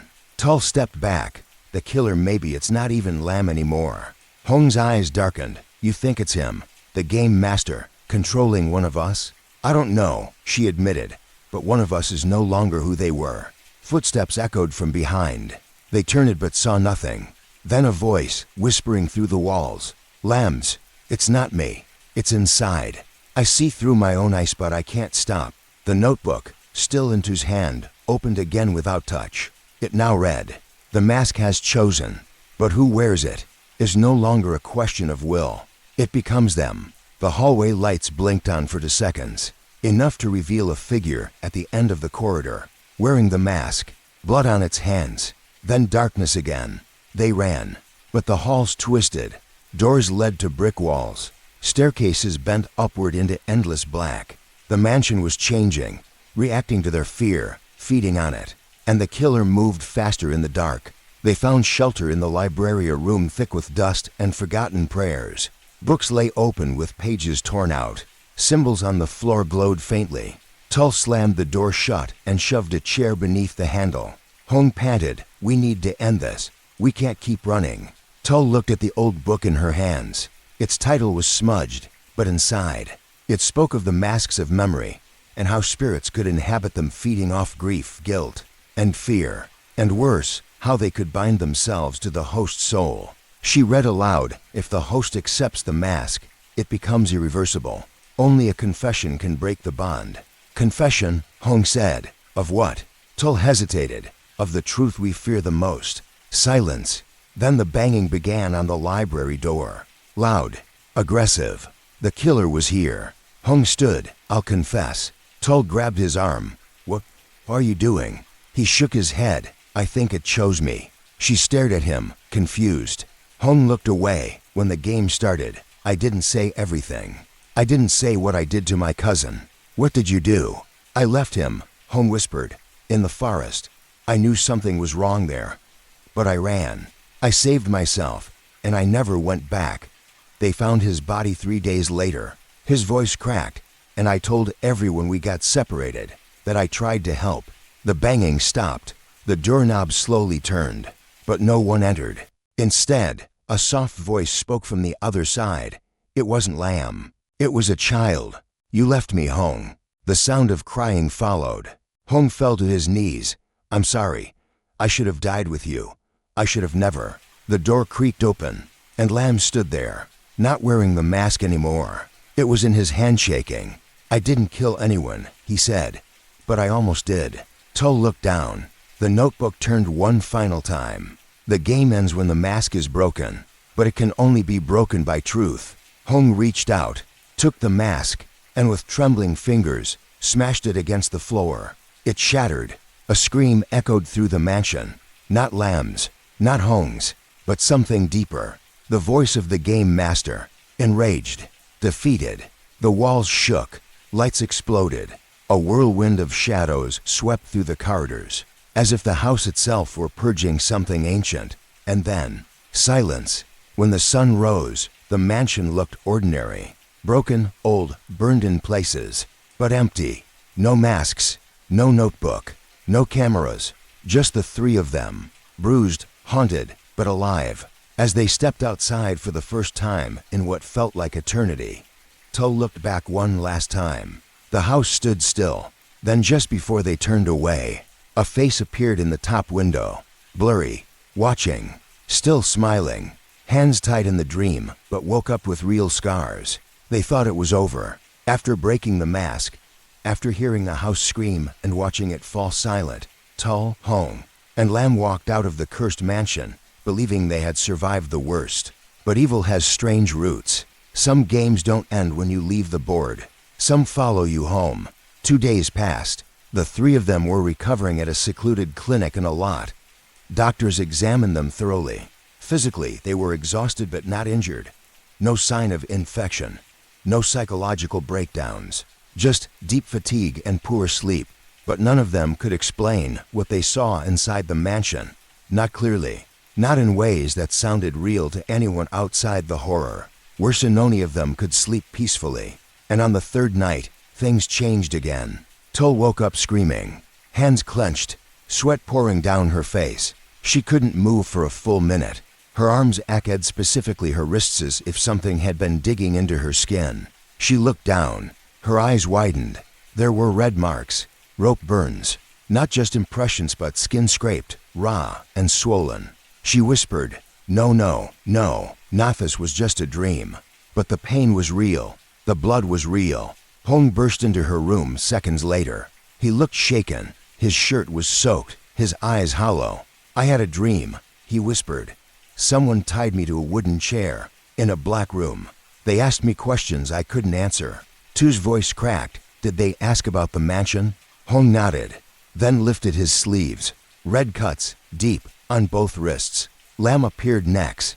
Same story. He'd dreamt of being bound, gagged, and dragged across stone. And on his back actual bruises, fresh. They sat together in the lobby of the clinic at dawn, terrified and silent. Something had followed them, and now it was feeding off their sleep. They tried not to sleep that day, but the fatigue was too strong. At 3 p.m., Lam dozed off in a chair. He was out for only 20 minutes, but when he woke up was screaming, crying, shaking violently. He clutched his stomach. His shirt was soaked with blood, and across his abdomen, carved in shallow slashes. "Don't pretend you left." The clinic nurse fainted. A doctor called the police, and the staff began to suspect them that maybe they were hurting each other, or worse, themselves. But the cameras showed no one entering or leaving the rooms. The hallway footage only showed one thing. At 3:17 p.m., each of their doors opened on their own. No one visible. Just doors creaking wide, then slowly closing. They were moved to a separate ward. This time, monitored more closely. No sharp objects, no medication that could distort dreams. But that night it happened again. And not just to them. Every patient in the ward reported the same dream. A room with no doors. Chairs nailed to the floor. A tall figure wearing a veil standing in the corner. Whispering questions in a language no one recognized. And always the same sensation. My hands were tied. I couldn't scream. I couldn't move. And I felt everything. One woman woke up with her mouth torn at the corners like something tried to force a scream wider.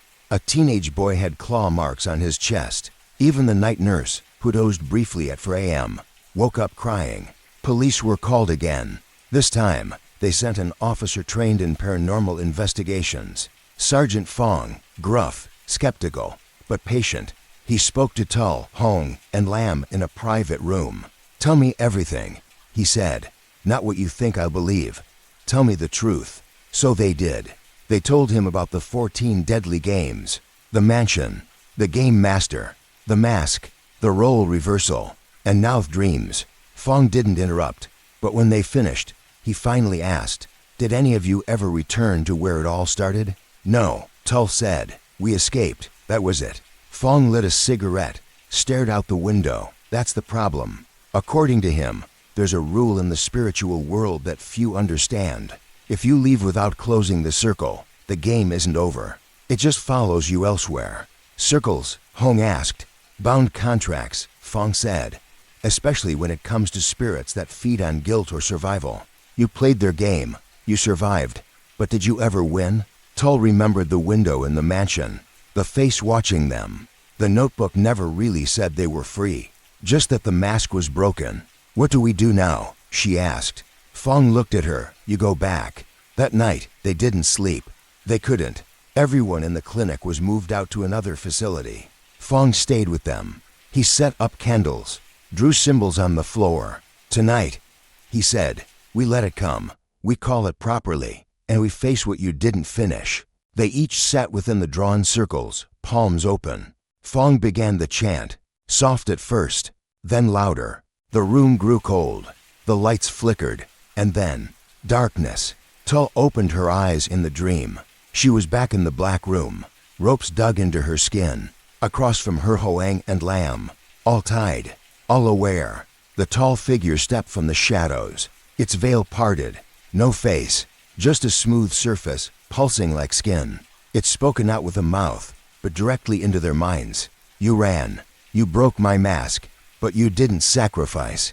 No death, no offering, no true ending. The ropes tightened. Tull gasped. Lam screamed. Hong yelled, what do you want from us? The figure tilted its head. Then it said, play the final game. A bell rang. The floor opened, and all three fell into darkness.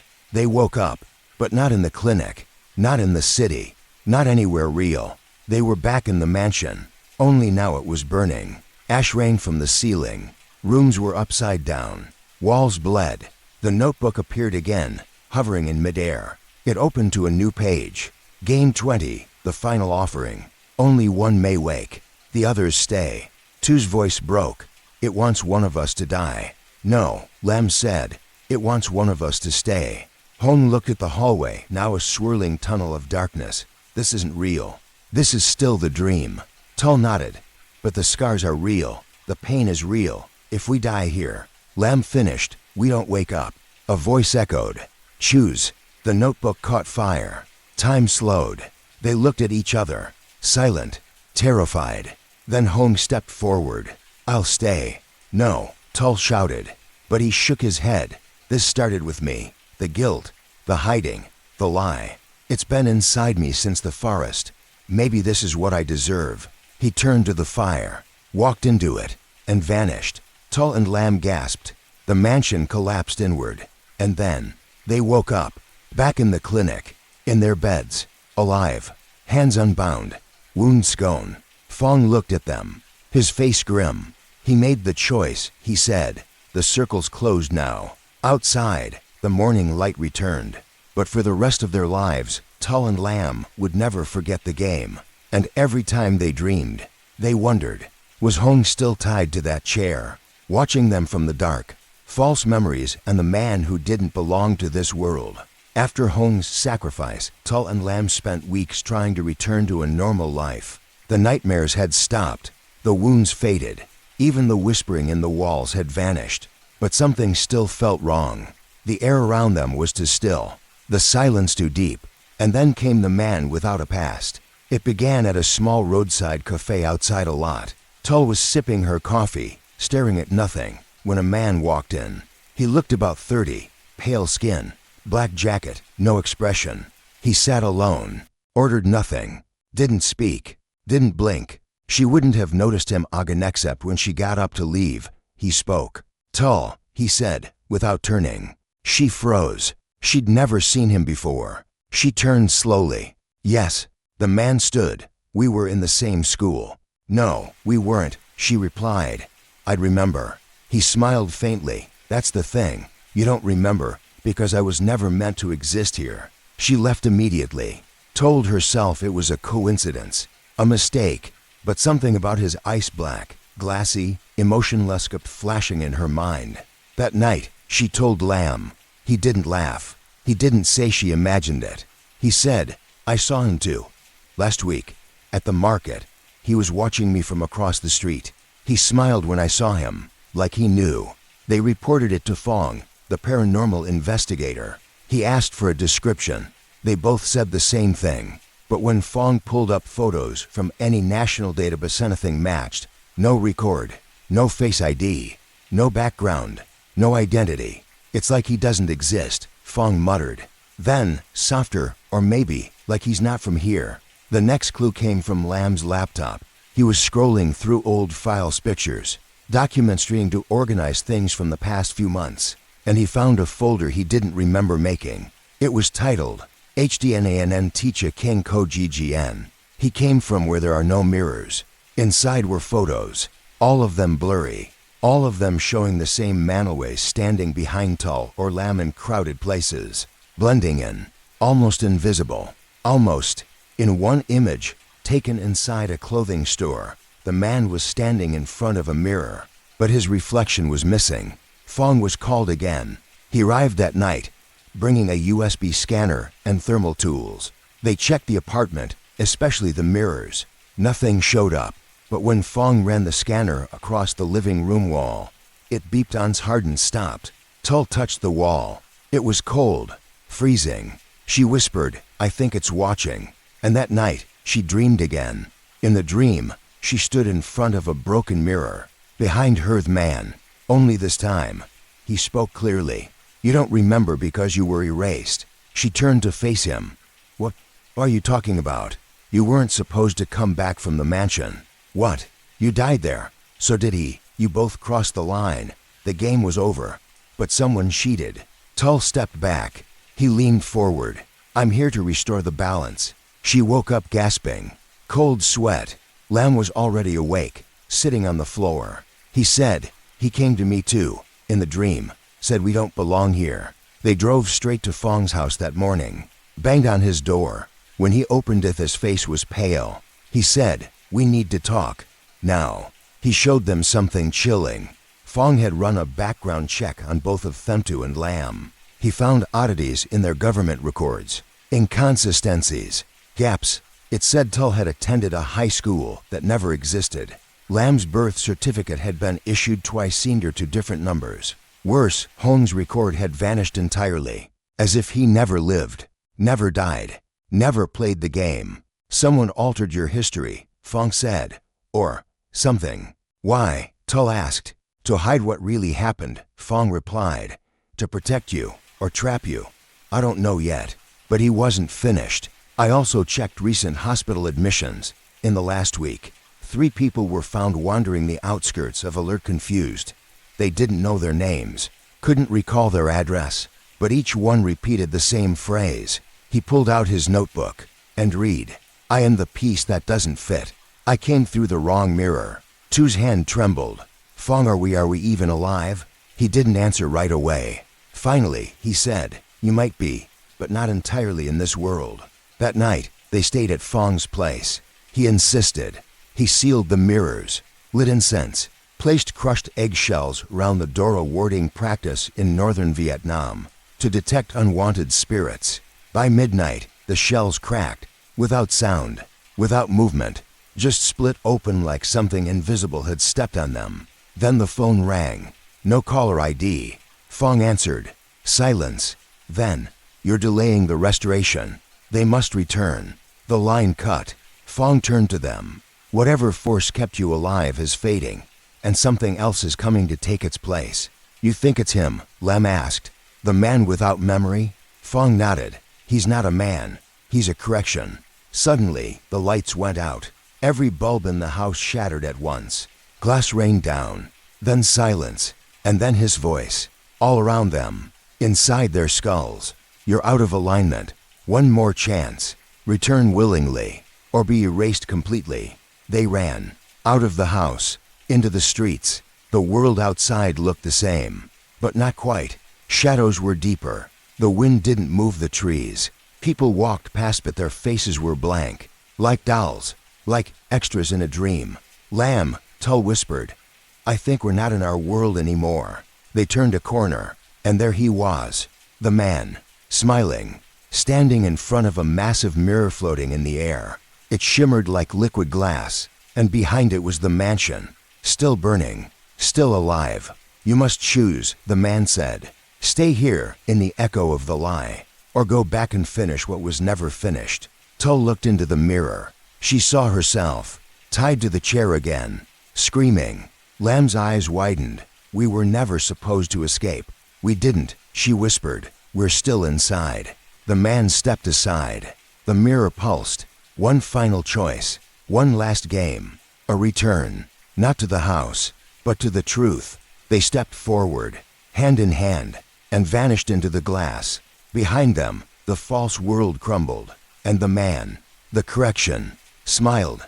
His job was done. For now, the blood hourglass and the price of hesitation. They thought stepping back into the mirror meant closure, that they had chosen to face the truth. But the mansion welcomed them not with answers, but with another game. And this one had no mercy for indecision.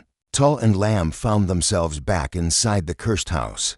Only it wasn't quite the same. The walls were darker, the doors gone, the ceiling stretched into shadows. No exit, no direction. And in the center of the grand hall stood a glass table. On it, an hourglass filled not with sand but with thick, dark red blood, slowly trickling down. And beneath it, a plaque etched in bone. You have 60 minutes. Disappear, someone dies. Delay, and the blood will choose for you. Lem looked around. Decide what? But there was no voice, no instructions.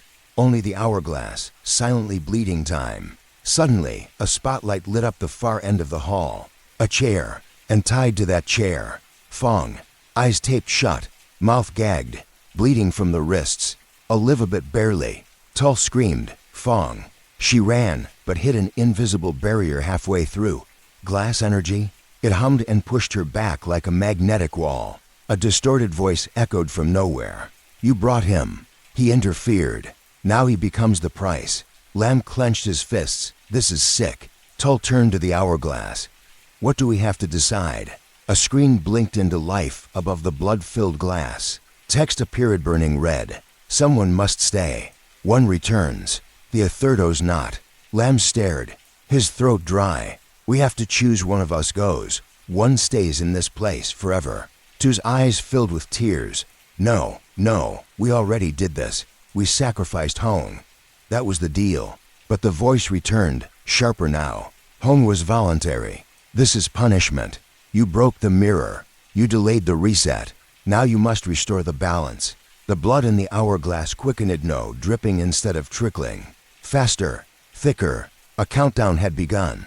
Wait, Lamb said. Let's think. Tull shook her head. There's no thinking. They're forcing us to play again. Then the second message appeared on the screen. AFTR 60 minutes. A random life will be taken, even if they're innocent. They looked at Fong. His body trembled. He was the first pawn. But who would be next? On the wall behind them, a new symbol appeared like a clock, but made of pulsing veins. Every few minutes, one of the veins dark and eddying. A timer, living, organic. And when the first vein snapped, a deafening scream echoed through the hall. Not Fong's, a woman's. Far away. Then silence. The screen blinked again. 59 minutes left. She was 27. Mother of 2. Your silence killed her. Tull fell to her knees. No, what is this? They're killing people outside the house now. Lamb grabbed her shoulder. This is psychological torture. We don't know if it's real. But then, Tu's phone buzzed in her pocket. She pulled it out. Somehow, she had signal. There was a news alert. A woman in Nin Banaded collapsed on her kitchen floor. No wounds, no heart attack. Just stopped. Tull turned pale. It's real. They had to decide. Fast. But what were they deciding? Who would stay? Who would escape? How did it even work? They looked at each other, hearts pounding. Another vein snapped. Another scream. Another message. 57 minutes left. Child, 9 years old. Your delay equals his death. Tull stood. I'll stay. I'll do it. Let Lamb and Fong go. Lamb shouted. No, you don't know what that means. Staying here could mean torture. Worse than death. You don't know what this place is. I don't care, she yelled back. I can't let others die. But the hourglass didn't react. The screen remained blank. Lamb noticed. It's not accepting your offer. Another pulse. Another scream. 54 minutes left. Man, 41. You know him. He went to your university. They gasped. A photo appeared. Tull recognized the face.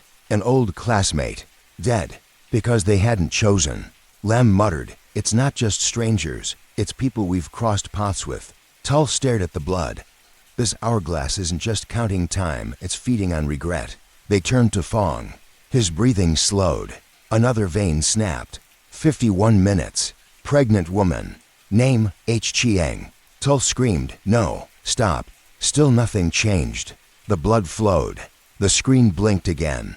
Intent isn't enough. Truth required. Who caused the first death? The first death? Lem looked confused. Tull whispered, "Hong." The room darkened, then lit up.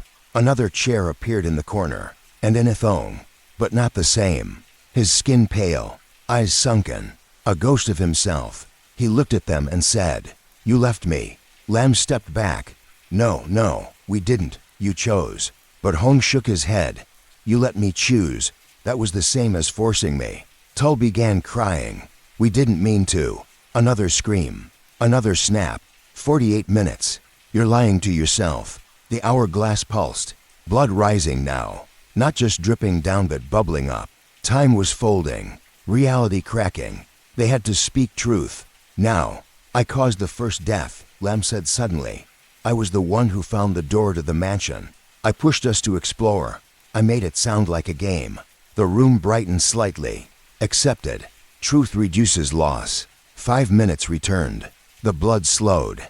The veins pulsed calmly. But the horror hadn't ended. Tull spoke next. "I lied to everyone. I told them I saw nothing, heard nothing. But I did. From the beginning. I saw the shadows. I heard the voices. I ignored them." The screen blinked. Accepted. 4 more minutes returned. They sighed. But it still wasn't enough. The game wasn't about escape. It was about accountability. Then the final message appeared. "Now choose. Stay. Or escalate." Tull whispered, "Escalate what?" The hourglass cracked slightly. Blood leaked down the sides. And Fong screamed. Lam shouted, "Stop. We'll choose. I'll stay." Tull cried, "No, me." The room froze. The screen blinked one final time. "You both chose." Neither hesitated. Blood accepts sacrifice. A new rule will be written. The hourglass shattered completely.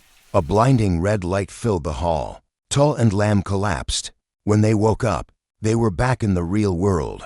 On the sidewalk, in front of a mirror shop, Fong lay beside the Maliv, breathing. But in his hand, a tiny, broken hourglass, with one drop of blood left inside. No one else around them moved. The world was frozen, only their breaths visible. And then, a whisper from nowhere. "For every second stolen, someone must pay." And the clock never forgets. The final 3 days, the hidden door beneath. They thought it was over. They had survived the hourglass. No more games, no more sacrifices. But as Fong coughed back to life, gasping for air, the mirror shop behind them cracked open, with a sound like splitting bone. And beneath their feet the ground trembled.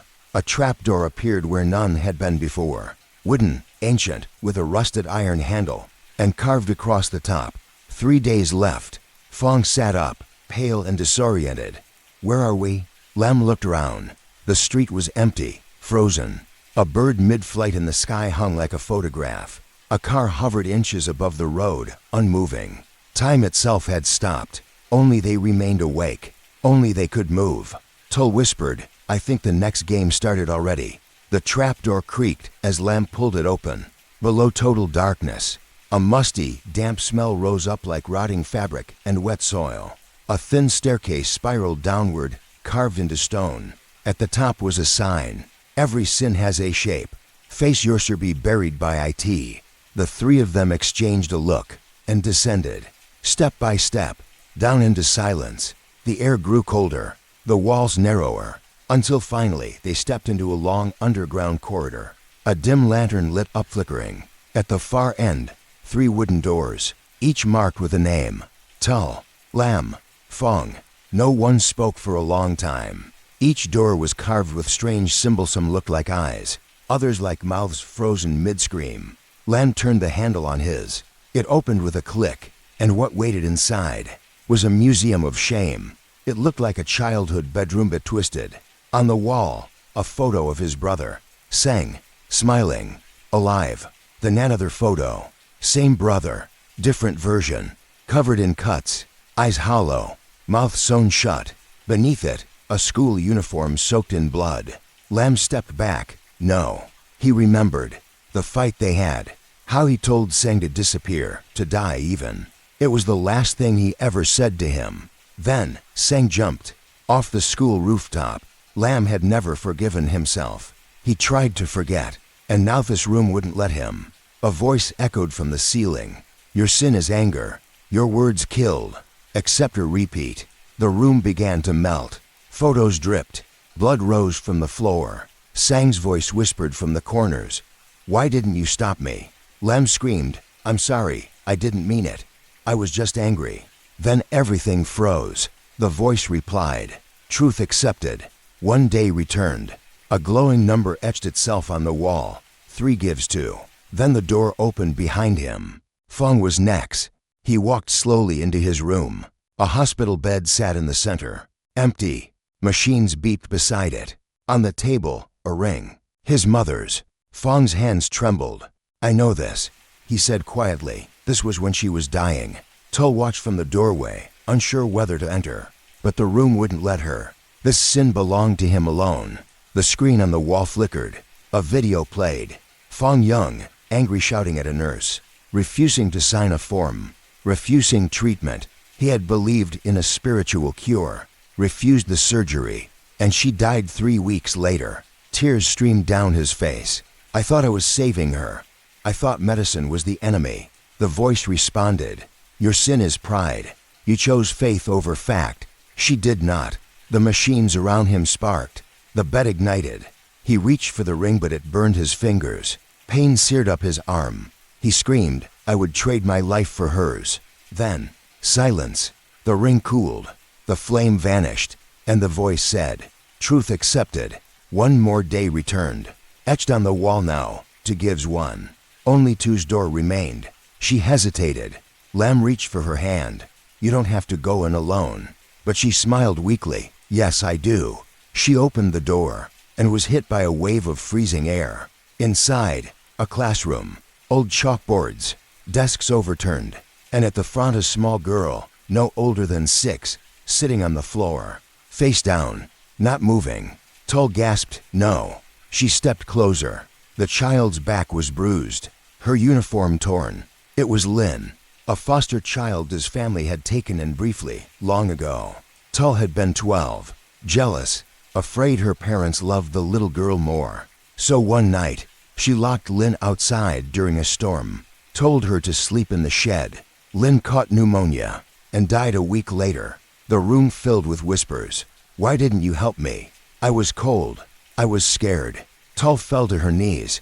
I didn't mean for her to die. I was just a kid. I was just... The child stood up slowly, face still hidden. Blood ran from her nose. Then, she hugged Tull, small arms wrapping around her neck. Warm, real, forgiving. The voice said, your sin is envy, but you grew. Truth accepted. Final day returned. The number changed. 1 gives 0. And then, all the doors vanished. The walls rumbled. The ground cracked. And a staircase emerged at the far end of the corridor, spiraling even deeper underground. No signs. No warnings. Only a final chiseled message at the top. All sins have been named. Now what will you do to change? As they descended, lanterns lit automatically along the walls. Bones lined the edges. Skulls with teeth bared in permanent screams. They reached the bottom and stood in a vast underground chamber. Circular. Stone. Silent. In the center, a black stone altar. And on it, 3 objects. A hammer. A bottle of pills. A length of red string. Each wrapped in black cloth. Fong whispered, what are these? Tull didn't answer. She just stepped closer. Each item had a name. Not written but felt. Lam touched the hammer. Flashes burned into his mind. Him, in a different time, beating someone to death and rage. A version of him that never forgave himself. He dropped it instantly. Fong touched the pills. Visions of his mother awake and healthy because he changed his mind, accepted the surgery. He fell to his knees. Tull picked up the string. It pulsed in her hands. Red alive. She saw Lin again. Older. Smiling. Alive in a future where forgiveness grew into action. They understood. These were not weapons. They were choices. Each object gave them power, but came with a cost. The voice spoke again. You may alter one life, one moment, no more. They stood in silence, and one by one, they stepped back, not touching anything. Lamb said at first, we don't fix the past by undoing it. We fix it by living differently now. Fong nodded. Regret is a teacher, not a time machine. Tull looked down at the red string and let it fall from her fingers. The altar vanished.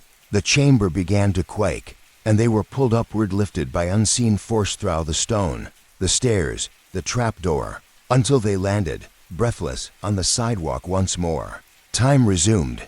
The bird flew. The car drove. The world went on. And the mirror shop? Gone. As if it never existed. Each of them carried something invisible now. Not a curse, not even fear, but memory, and the burden of truth. For now they knew. The real game wasn't inside the mansion. It was how you lived after leaving it. The dead returned, but not as human. The morning was wrong. Though the sun rose and birds chirped as usual, something in the light felt off. It filtered through the clouds like stained glass gold, distorted, unnerving. Lamb, Tull, and Fong stood in the same spot where the mirror shop had once been. Now, it was nothing but an abandoned storefront, glass shattered inward, floor covered in dust and dead leaves. No trace of the underground chamber, no altar, no items, only silencing the shared weight of survival. They should have felt relief, but something was missing. Someone. Where's Hong? Tull asked softly, her eyes scanning the empty sidewalk. Hong had disappeared 3 days earlier, during the mirror trial. He had looked into the reflection and never walked out. They assumed he was dead, but as they turned the corner, heading back toward the mansion to regroup, they saw him, standing in front of the iron gate, staring at them, not blinking. Hong, Lamb called out, cautiously. No response. He stood still, like a statue waiting for instruction. Same hair, same jacket, same face. But something was wrong. His arms hung unnaturally straight, as though jointed. His head tilted slightly to one side, mechanical, jerky, like a puppet hanging from strings. And his eyes empty, not blank, just gone. Maybe he's in shock, Fong said, stepping forward. Maybe he's been through something worse than we thought. Tull grabbed his arm. Wait. Hong's lips parted, and he spoke, but not in his own voice. It was high-pitched, hollow, echoing, like a child reciting a script from behind a mask. Good morning, friends. I am back. Let us play again. One of you must follow me inside, or two of you will never leave. The three of them froze. Then, click, the mansion's iron gate unlocked on its own. Hong turned around stiffly and walked inside. Not once looking back, they followed. What choice did they have? As they stepped into the courtyard, they saw it had changed. Again, gone were the old rose bushes and cracked fountains. In their place stood porcelain statues, life-sized, lined into rows from the gate to the front door. Every statue looked familiar. Lamb stopped in front of one and gasped, "It's Min." Tull whispered, "And that's Trang." The statues were exact replicas of former players, all those who had died. Their eyes were glossy, their smiles frozen, their skin smooth, pale, lifeless, just like dolls. Hong stood by the front door, waiting. Then, without a word, he entered. The others hesitated, but the wind behind them pushed suddenly, slamming the gate shut. They were trapped. Again. Inside, the mansion's halls had shifted. The furniture was gone. The walls were stripped bare. Even the light bulbs above flickered with a reddish glow, casting long shadows across the floor. As they moved deeper, they noticed dozens of framed portraits lining the walls. Each one showed a different player, but all the faces had been scratched out, deliberately, violently. At the end of the hallway, a single door remained. Hong stood beside it. He turned to face them again, his mouth opening like a puppet on strings. "Welcome to the doll room. One must enter alone. If more than one enters, all will be punished. You have 1 minute to decide." His head twitched sharply, and he walked away, vanishing into the shadows. The three stood in silence, staring at the door. Then Fong said what they were all thinking. "It's a trap." "Of course it is," Tull muttered. "But if we don't pick someone, all of us suffer." Lamb clenched his jaw. I'll go. No, Fong said quickly. I owe you both. I'll go. But before either could step forward, Tull spoke softly, firmly, let me. They turned to her. No, Lamb protested. You've been through. She shook her head. Exactly. And maybe I'm the one at once. Before either could stop her, she walked to the door and opened it. The room beyond was entirely white. Floor, ceiling, walls blinding white porcelain. At the center, a circle of chairs. On each chair sat a doll, human-sized, wearing the clothes of former players. They had no facially smooth, round surfaces where their features should be, all facing inward, toward an empty chair. The one Tull instinctively knew was meant for her. She sat down, and the door behind her slammed shut. Click. No handle, no keyhole, no escape. The dolls began to move, slowly, heads turning toward her, one by one, their faceless faces shifting, morphing, eyes forming, mouths opening, and then they started to speak, all at once, each one mimicking the voice of someone who had died during the game. Do you remember me? You let me die. You were too slow. You survived and I didn't. Tull covered her ears, trembling, but the voices seeped in like cold water. They weren't angry, just empty, mechanical, as if the dolls were programmed to mimic guilt. The noni of them stood, its limbs cracked as it moved. It walked toward her and slowly knelt beside her, placing something in her lap, a mirror, small, round. She looked inside and saw herself, but older, colder. Her eyes were black, her mouth smiling, a version of herself who had stopped caring, a doll version of Tull. And as she stared, it blinked. Then it reached out from the mirror, its hand breaking the surface like liquid glass, grabbing her wrist, pulling, hard. She screamed, kicked, tried to pull away, but the hand was strong, too strong. She was being dragged into her reflection, becoming the doll version, the lifeless survivor, the one who made it through but lost everything inside. Then crash, the door burst open. Fong and Lamb rushed in, ignoring the warning. Tu's feet had already vanished into the mirror, her waist swallowed, eyes wide with terror. Fong leapt forward, grabbing her arms. Lamb grabbed his. Together they pulled, hard, until finally with a gasp they came free. The mirror shattered behind her. Glass rained down like ice, but something followed her out. The doll version, no longer confined to the mirror. It stood at the far end of the room, identical to Tull, head tilted, blank smile, lips moving without sound. Then it vanished.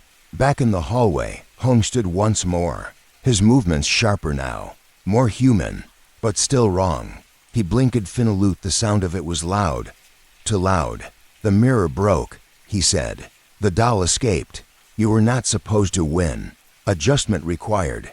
He smiled, and for a brief moment, his jaw unhinged, stretching far too wide, in rows of teeth, like a shark. Then he turned and walked through a wall, disappearing completely. Tull collapsed into Lamb's arms, breathing hard. Fong stared at the broken mirror in the doll room. It wanted you to replace yourself, he muttered. Tull nodded, trembling. If I had stayed, that thing would have walked out. In my skin, in my name. And no one would have noticed, Lamb whispered. As they stepped back into the hallway, the house began to groan. Floorboards shifting, walls twisting. A staircase rose slowly from the floor, spiraling upward now for the first time since the game began. At the base, carved in deep red letters, Final Ascent. The house remembers. The doll forgets.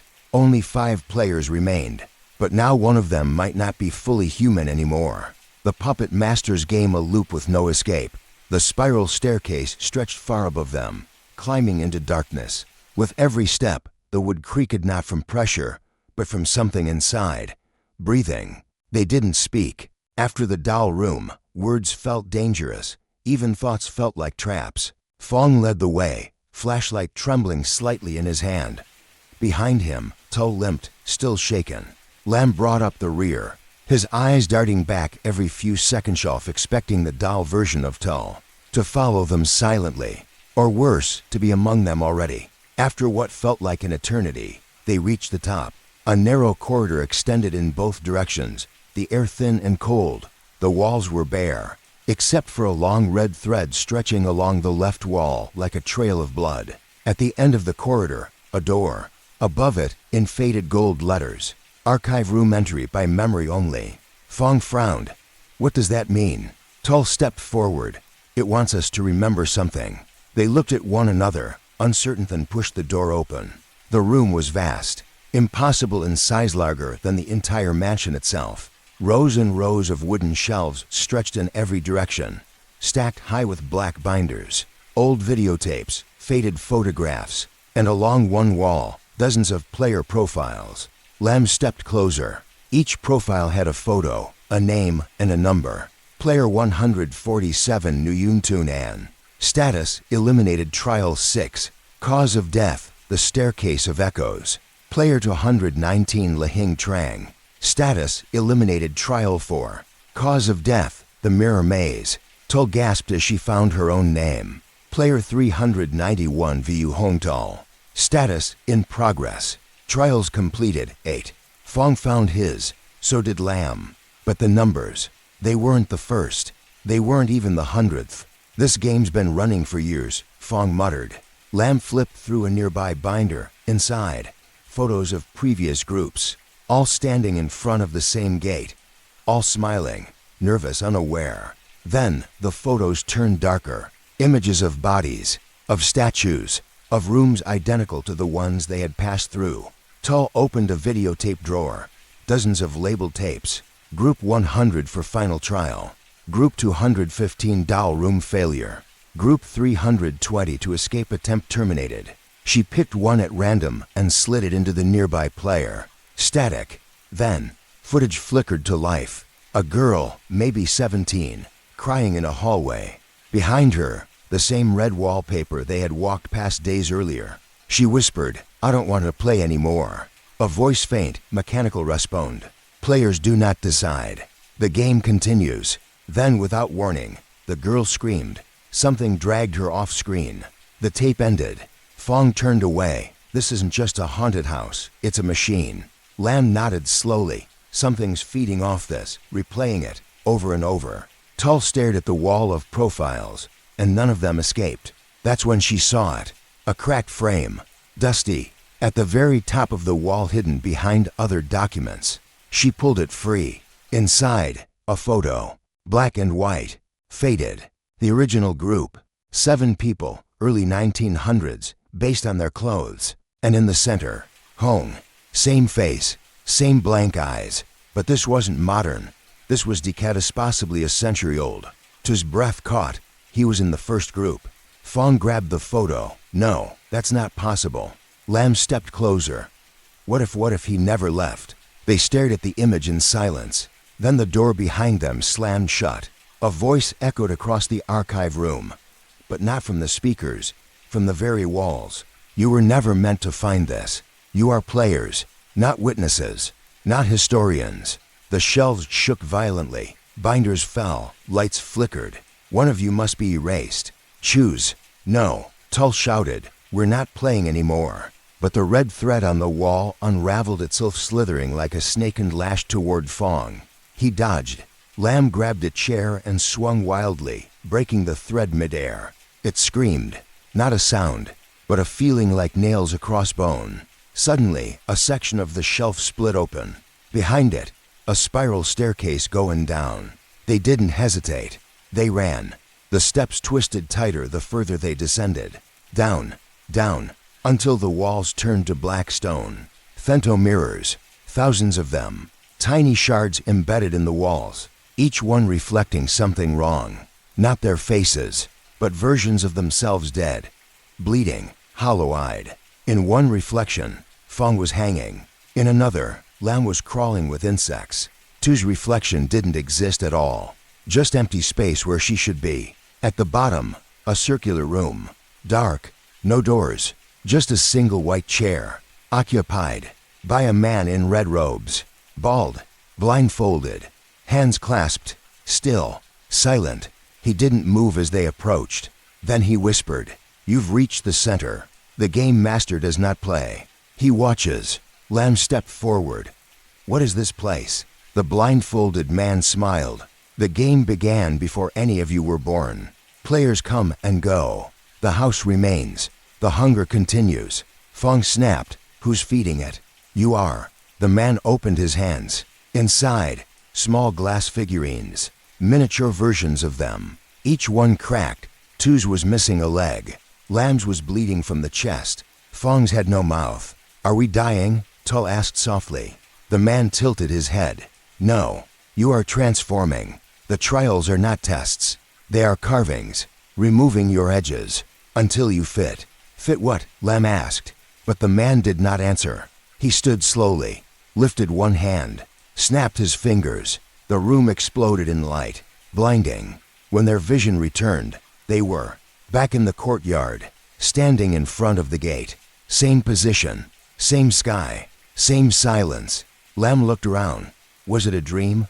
Tull shook her head. Fong pointed behind them. The mansion was gone. In its place, a mirror, 10 feet tall, standing upright in the grass. Its surface rippled like water. They approached. Their reflections stared back. But something was wrong again.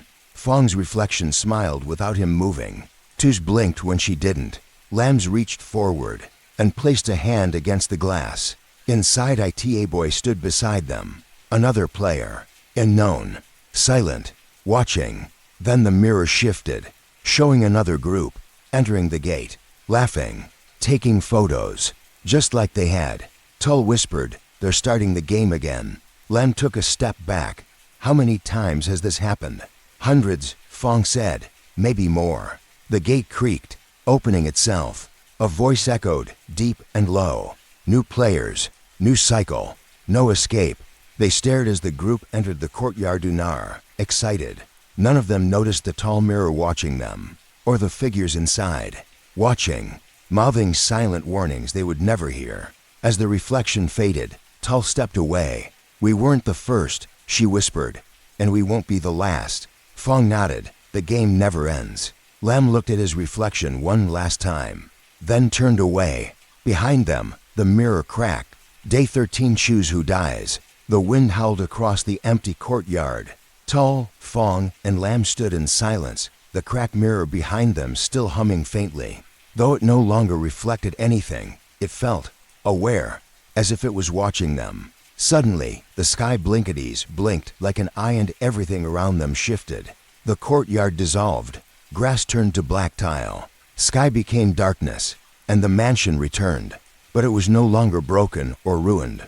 It was pristine, perfect, alive. Before they could speak, a loud bell rang across the space, deep, metallic, vibrating through bone. A voice echoed from nowhere. Day 13, the vote of sacrifice. They blinked. In front of them now, a long, wooden table, old and ceremonial, with 3 stone chairs. On the table, 3 black envelopes and 3 white candles, each candle already lit. Carved into the table's surface were the words, "One must die, so the others may proceed. Vote, decide, or all will be lost." Fong looked at the others. No, we're not doing this." Tull stared at her envelope. Her name was carved on its wax seal. Lamb's hands trembled slightly. It's a trap, a test. Fong backed away. What if we just refuse? Suddenly, the bell rang again twice this time. And without warning, Fong fell to his knees, screaming. His arms twisted back unnaturally. His spine arched, and blood poured from his nose. Tull and Lam rushed to him, but something invisible dragged him back, slamming him into the table. The voice returned. "Refusal is not defiance. It is disobedience. Disobedience will be punished. Begin." The pain stopped instantly. Fong gasped, clutching his chest. They got the message. Each sat in silence. The envelopes pulsed slightly, aware. Tull opened hers. Inside, a single black slip of paper and a small white quill. She read the line at the top. "Write the name of the one who should be removed. You may not vote for yourself. 1 vote per soul." Two's hand shook. Lam broke the silence. "This is what it wants, to turn us against each other." Fong looked at them both. "We've survived everything together. I'm not killing either of you." Two's eyes welled. "But if we don't choose, we all die." Lam clenched his fists. "Then maybe that's what happens." Suddenly, one of the candles flickered violently. A shadow formed in the flame. It whispered. Tull leaned in and heard it. Vote wisely, or suffer the consequence of mercy. She jolted back. Fong stared into his candle. He saw something too. A vision of Tull being dragged into the mirror from before, screaming. Of Lamb, reduced to ash. He gritted his teeth. This place feeds on guilt. 10 minutes passed. Nobody moved. Then, Tull stood. I'm voting. The boys looked up.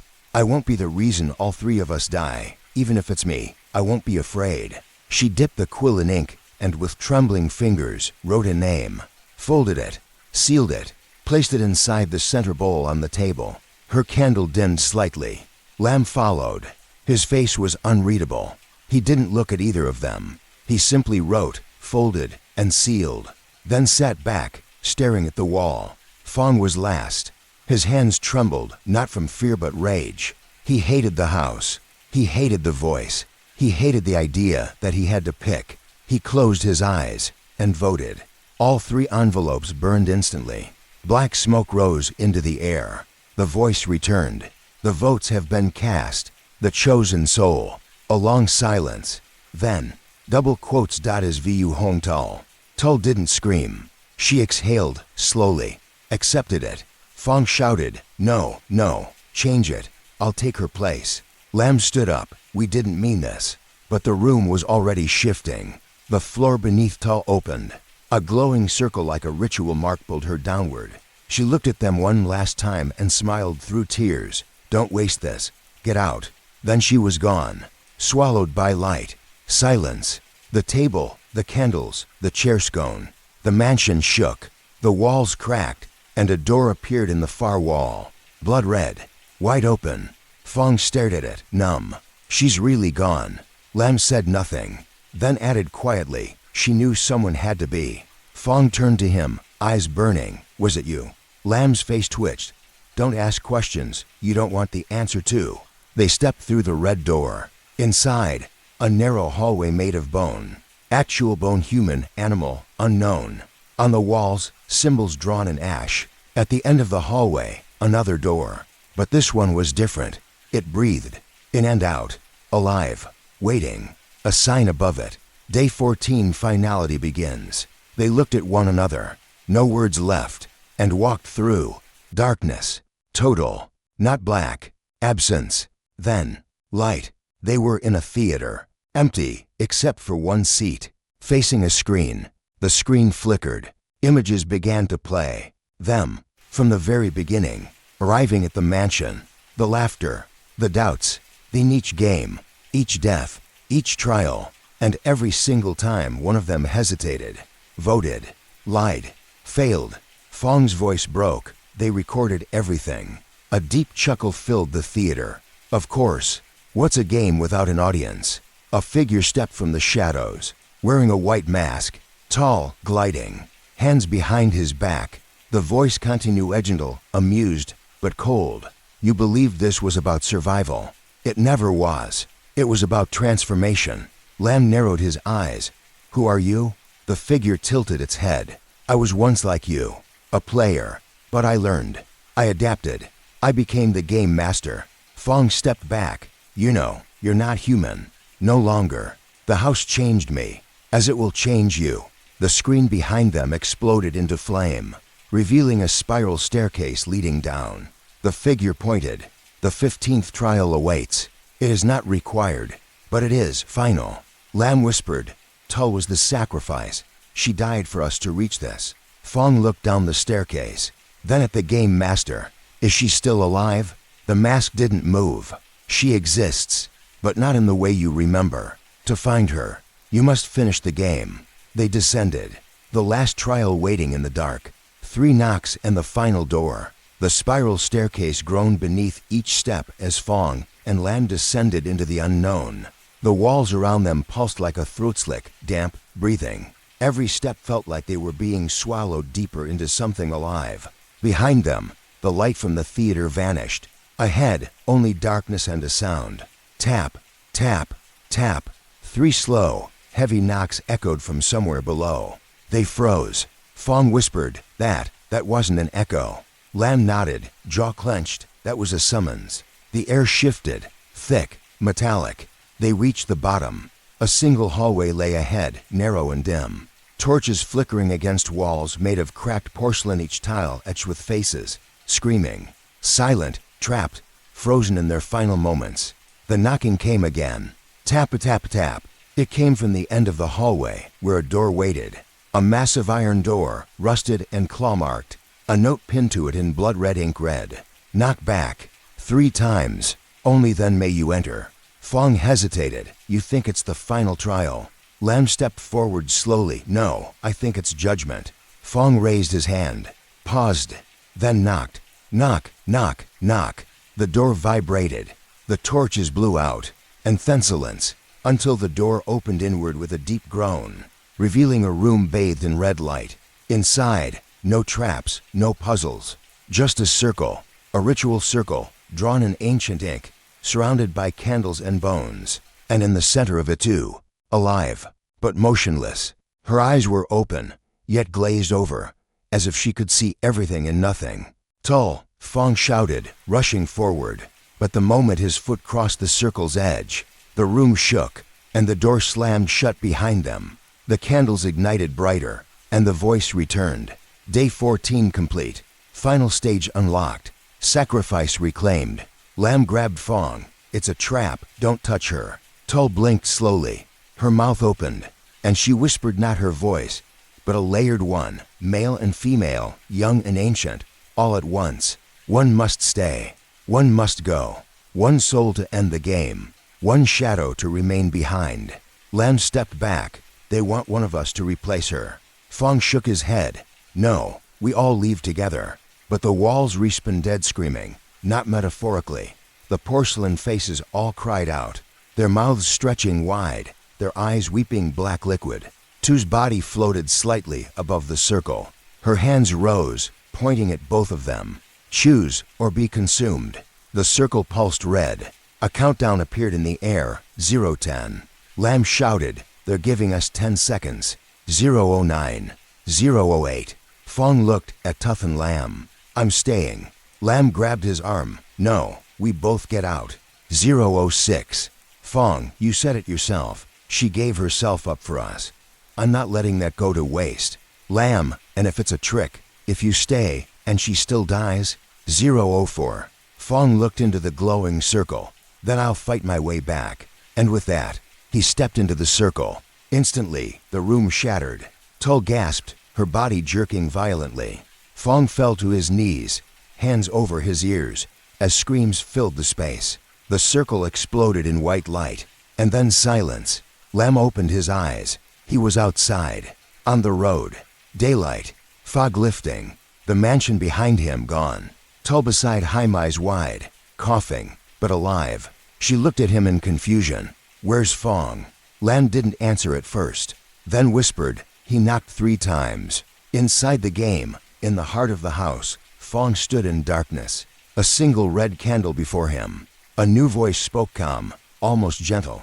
"You are now the Watcher. You will knock 3 times. You will welcome the next, until one chooses to take your place." Fong reached out slowly, lit the candle, and waited. Tap, tap, tap. Somewhere, far above, a door began to open. Death didn't come, but everyone lost something. The forest was quiet, not peaceful, just too quiet, like a place holding its breath. Tull sat on a rock near the tree line, staring blankly into the mist. Her fingers trembled. Dirt clung to her skin. Her eyes were dull, as if part of her had never returned. Lam stood a few steps away, unsure if he should speak. It had been hours since they woke outside the mansion. No more loudspeakers, no more riddles or blood-smeared walls, just empty fog. The game was over, or so it seemed. But something wasn't right. They hadn't seen Fong again, and they hadn't walked more than a few kilometers before realizing they were back at the beginning. The path curved and looped into itself, no matter which direction they took. Worse yet, no one remembered who they were before the game. Names, yes. Faces, yes. But hometowns, birthdays, families, gone, a void. Like someone had carved out chunks of their lives and left behind only silence. Tull finally spoke. "Did we win?" Lam didn't answer. because the truth wash didn't know what winning even meant anymore. The sky above was stained orange, as if stuck in permanent dusk. The wind whispered words they couldn't quite catch, and every so often, they would both turn certain they'd seen something move in the trees. There were no animals, no bugs, no birds, just the man the waiting. That's when they saw her, a woman, walking calmly through the mist toward them. She looked normal, clean clothes, unbothered, but her eyes were pure black. "Are you the new rivals?" she asked politely. Lam instinctively stepped in front of Tull. "Who are you?" The woman tilted her head. "You may call me Jiang. I'm the caretaker." Tull whispered, "Caretaker of what?" Jiang smiled, but her teeth were jagged. "Of the next phase." She walked past them and motioned toward a glowing path that had suddenly appeared through the trees. Faintly lit stones now marked a new direction. "You survived the 14. Congratulations," she said.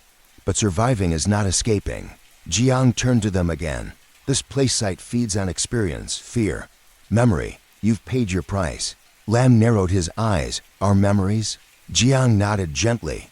"And something else, but you'll discover that in time." Then she paused. "Follow the path, or wait here forever. Those are your choices." Without another word, she disappeared into the fog. Tull grabbed Lam's arm. "I don't trust her." "I don't either," he said. "But I trust this place even less." They stepped onto the new path. As they walked, their surroundings changed. The air grew colder. The ground shifted from dirt to marble. Trees faded into tall stone walls. They were inside a new building gone that hadn't existed moments ago. A single corridor stretched ahead, lined with doors. Each door had a name carved on it. Tull, Lam, Fong. There was also a fourth door, unnamed, still closed. They approached Fong's door first, but when they opened it, they found only darkness. No furniture, no floor, just a void stretching infinitely. Lam slammed it shut, heart racing. "Whatever this place is," he muttered, "it's not letting go of him." Tull tried her own door next. Inside, a small bedroom, familiar but twisted. The furniture was melting. The bed was made of bones. The mirror reflected her but with someone else's face. She backed out, shivering. Lam opened his. Inside, a library, rows and rows of books. But when he opened one, every page was blank. Thousands of blank books, nothing is where his memories should be. Then the unnamed door creaked open on its own. Behind it, a glowing chamber. And inside it, the others. All the players who had died in the previous games. Hayu, Engisi, Vi, Men, even Linth first to fall. They were all standing still, unmoving, eyes shut. Tull gasped, "Are they alive?" Zhang's voice echoed from nowhere. "They are between, not dead, not alive. Each soul was traded for a piece of you." And now, the final test. Suddenly, a new presence entered the room. Fong. But he didn't look like himself. His eyes were empty, his skin pale. A strange mark burned into his forehead, a spiraling symbol that seemed to twist. When you looked at it, Fong, Tull whispered, stepping forward. He didn't respond. Instead, he raised his hand.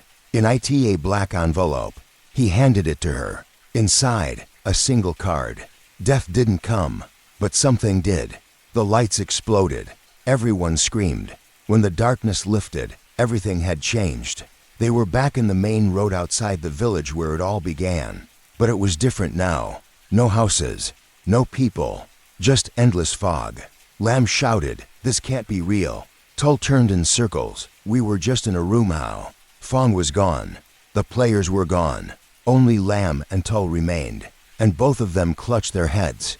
Pain shot through their skulls. Images flashed memories that weren't theirs. Lam saw a woman screaming in a basement, blood dripping from a ceiling, a knife in his hand. Tull saw herself smiling beside a manthan pushing him into a well. Neither memory belonged to them, and yet they felt real. Their hearts pounded, their eyes filled with tears. What had they lost? What had they gained? Then came the voice again, not through speakers, but from inside them. "The game never ends, only changes form. You may leave this place, but it will not leave you." And far off in the fog, 3 knocks, distant, but drawing closer. Tap-a-tap-a-tap. Tull dropped to her knees. "What do we do? What do we do?" Lam didn't answer. He was staring at the envelope in his hands. There was something on the back now. In red ink, a final message. You cheated death, but no one walks away whole. We've taken your truth. We've given you a lie, and the knock will come again. The puppet master's memory why the game began. The fog had started to speak. At first, it was whispers, then fragments of voices. But slowly, the words grew clearer. Rundle, Lamb, and Tull couldn't tell if they were hearing them outside, or from somewhere deep within. Each knock, each vision, each missing memory. It wasn't random, and it wasn't over. The envelope was gone now, burned up into his hands moments after they read the final message. They sat by the edge of what used to be the road back to civilization. But no cars passed, no birds sang. Time had folded in on itself, and just as Tull began to doze off half exhausted, half defeated, a shape moved across the mist. Not a monster, not a ghost. A man. He wore a long coat, tattered and soaked at the edges. His face was pale, wrinkled, but sharp, familiar. Tull gasped. Lamb stood up fast. "Fki?" he asked in disbelief. It was Mr. Dung, their old substitute teacher from 10th grade. The man who had vanished 10 years ago. No one had ever found him. People said he had lost his mind after his wife's death. Some claimed he had gone to live in a temple. Others believed he was dead. But here he was, older, changed, but alive. "You remember me," he said, smiling faintly. "That's a good sign." Tull backed up.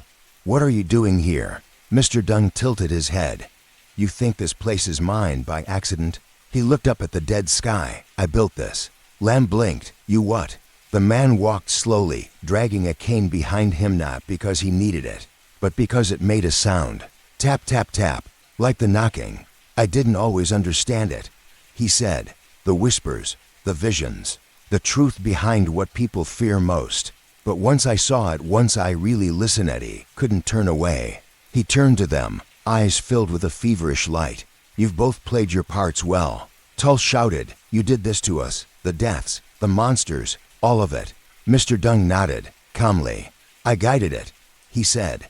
"The game existed long before me. This place, this world beneath the real one, it's older than memory. I just learned how to shape it." Lamb's fists tightened. "Why? Why us?" A pause. Then, for the first time, Mr. Dung's eyes softened. "Because you were already broken." He stepped forward. "You think I picked names out of a hat? No, each player, each death was designed." He pointed at Tull. "You so desperate to forget the accident, the one you blamed yourself for, even though it wasn't your fault." She went pale. He turned to Lamb. "And Yahweh's running from that night at the bridge, the one secret you buried under years of silence." Lamb stepped back. "You know nothing about me." "I know enough," Dung interrupted, "because I was once like you." The fog around them shimmered and the world shifted. Suddenly, they weren't standing in the forest anymore. They were in a dark apartment, a shrine in the corner, a photograph of a woman with gentle eyes and a crooked smile. Candles flickered. The scent of incense filled the air. "This is my memory," Dung said quietly, "the night I made my decision." In the memory, a younger Dung sat at the altar, eyes swollen from crying. "She died because I wasn't there," he whispered. "I was at school, helping students, being useful." His wife had slipped, hit her head, bled out, alone, unnoticed. "I begged for her to come back. I offered everything, me soul, my future, my mind, and something answered. I didn't summon a demon," Dung continued. "I didn't need to. There's a place in this world that's always listening, always watching." He pointed around the apartment. The first knock came that night, on this very floor. Tap-a-tap-a-tap, but it wasn't from outside. It came from beneath. He turned to Lamb and Tull. "I made a pact, not with the devil, but with them. The ones who live between fear and memory. The ones who feed on broken truths." He smiled bitterly. "I offered them what they needed, stories soaked in pain, games dressed as horror." They agreed. Tull whispered, "What did you get in return?" Mr. Dung looked at the photo of his wife. "A glimpse, just one. She stood beside me for 3 seconds and said my name." He looked down, and then she vanished again. The apartment faded. They were back in the fog. "This place," Dung said, "is their theater. I am only the stagehand now." Lamb stepped forward, furious. So all of us are frenzied for your wish. Dung met his gaze without blinking. They didn't die, they changed. The ones who couldn't let go were taken. The rest were offered choices. Tull shouted, they had no choice, you trapped them. No, Dung said firmly, their trauma did. He waved his hand. Suddenly, Hayu appeared, alive, but his eyes were empty. He chose to forget his sister's scream. In doing so, he lost his name. Then Inquith burnt skin, smiling unnaturally. She chose not to remember the fire, and in return, she was given eternal warmth, even if it burns her. Then Vi, standing silently, clutching a doll. She chose to never be left alone again. And so, the voices stay with her always. Dung looked at them both. You see, it's not punishment, it's balance. We all lose something. Some lose fear.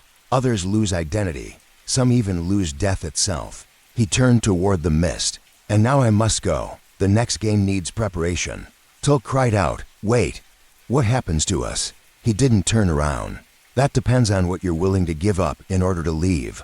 The mist swallowed him. And in his place stood two chairs. One faced west, toward home. The other faced north, deeper into the unknown. A sign floated between them. To remember, you must forget something else. To return, you must never speak of this place. To stay, you must knock. Tull and Lam stared at the chairs, both trembling. Lam turned to her. What if we forget each other? Tull nodded. What if we already have? They sat in silence. Far off, behind the fog, a low hum, a laugh, a whisper, and then tap, tap, tap. But this time it came from inside their chests. The winner refused to leave. They said that if you made it to the end, you could go home. They said the game only needed one survivor.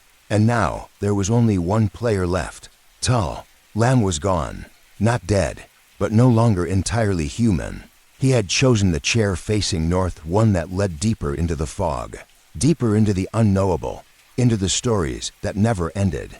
Tull had watched him disappear with no words, just a quiet look and a tear that never reached his cheek. And now she was alone, or at least that's what she thought. The world began to rebuild itself. The fog thinned, the sky brightened slightly. A path appeared beneath her feet, leading toward a rusted gate. On it, a sign hung crookedly. Winner, you may leave, but you may never return. Behind her, the whispers faded. The knocking stopped. It was over. She had survived. She should have felt relieved. But something inside her felt wrong. As she approached the gate, a warm wind blew through her hair, the scent of home motor oil, street food, damp leaves, but also something else. A voice, soft, childlike, chill Tull. She froze. That voice. No, it couldn't be. She turned around, heart pounding. There, just beyond the path, standing in the mist, was her younger brother. He looked like he did the day he died. 7 years old, straw hat, slippers too big for his feet, holding a small toy car. Tu's body shook. This couldn't be real. He had drowned in the canal when she left him alone for just 5 minutes. She had never forgiven herself. I waited, the boy said quietly, but you didn't come back. Her knees gave out. She fell to the ground, crying. I'm sorry, I didn't mean to. I was just getting your candy. He nodded slowly. You left, and I sank. But then someone found me. His eyes turned strange, gray and swirling like fog. And they asked me, do you want to wait for her forever? Tu's breath caught in her throat. The boy walked forward, but his feet didn't touch the ground. You think you won, Chul, he said softly. But the game doesn't end when you survive. He pointed at the gate. If you walk through, you'll forget me. Tu's eyes widened. What? You'll go home, he continued. You'll remember the people who died, the things you saw, but you won't remember me. You'll feel a hole, but won't know why. The mist swirled tighter around them now. Tull shook her head. I can't forget you. He looked at her with eyes that weren't quite his. That's why you're still here. The gate creaked open. Warm sunlight peeked through, but her feet wouldn't move. She was being pulled into directions. Behind her, the past she couldn't fix, ahead life she could reclaim. And somewhere in between, a voice whispered, every winner must choose what to carry, or what to bury. Suddenly, the world around her shifted. She wasn't on the path anymore. She was standing in her childhood bedroom. The paint peeling on the walls, the cracked fan spinning above. And there sitting on the floor was herself, at age 10, hugging her knees. The child Tull looked up. "I thought he'd come back," she said, "if I was good." Tull stepped forward, trembling. "You didn't know. I prayed, every night. I thought it was my fault too." The young Tull reached under the bed, pulling out a small red shoe. "Her brother's. You've carried this guilt so long," the younger version whispered. "It's shaped you." Tull dropped to her knees. "I don't want to let it go. If I do, it's like he never existed." The room began to dissolve. The mist returned. "You're wrong," the voice said from all directions. "Letting go doesn't erase love. It only sets it free." She opened her eyes and was back before the gate. But now there were two versions of it. One led to the real world. The Otherto, the heart of the game, where the fog never ended, where the whispers lived, where the unfinished stayed forever. A third voice joined the air. Deep calm. "Mr. Dung, you've passed all tests. You may leave.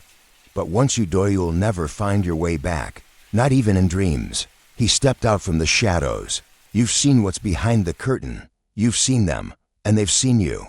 Tull looked at the gates. "Why offer me a choice at all?" "Because you're the first to reach this point with clarity." He walked beside her. "Most are pulled away by fear or madness. Some run toward escape without even realizing what they leave behind. But you're the first to ask, 'What am I walking away from?'" She turned to him. "And what if I stay?" Mr. Dung sighed. "You will not be human anymore. Not in the way you understand it." She took a deep breath, then whispered, "Show me." The world tore apart. Flashes of every game, every player, every scream, every prayer, every choice made in desperation. She saw the boy with his mouth stitched shut, the girl who could only walk backward, the old man who hadn't blinked in 30 years. They were still here, not alive, not dead, remembered, but twisted, and she could join them. Tu's mind split.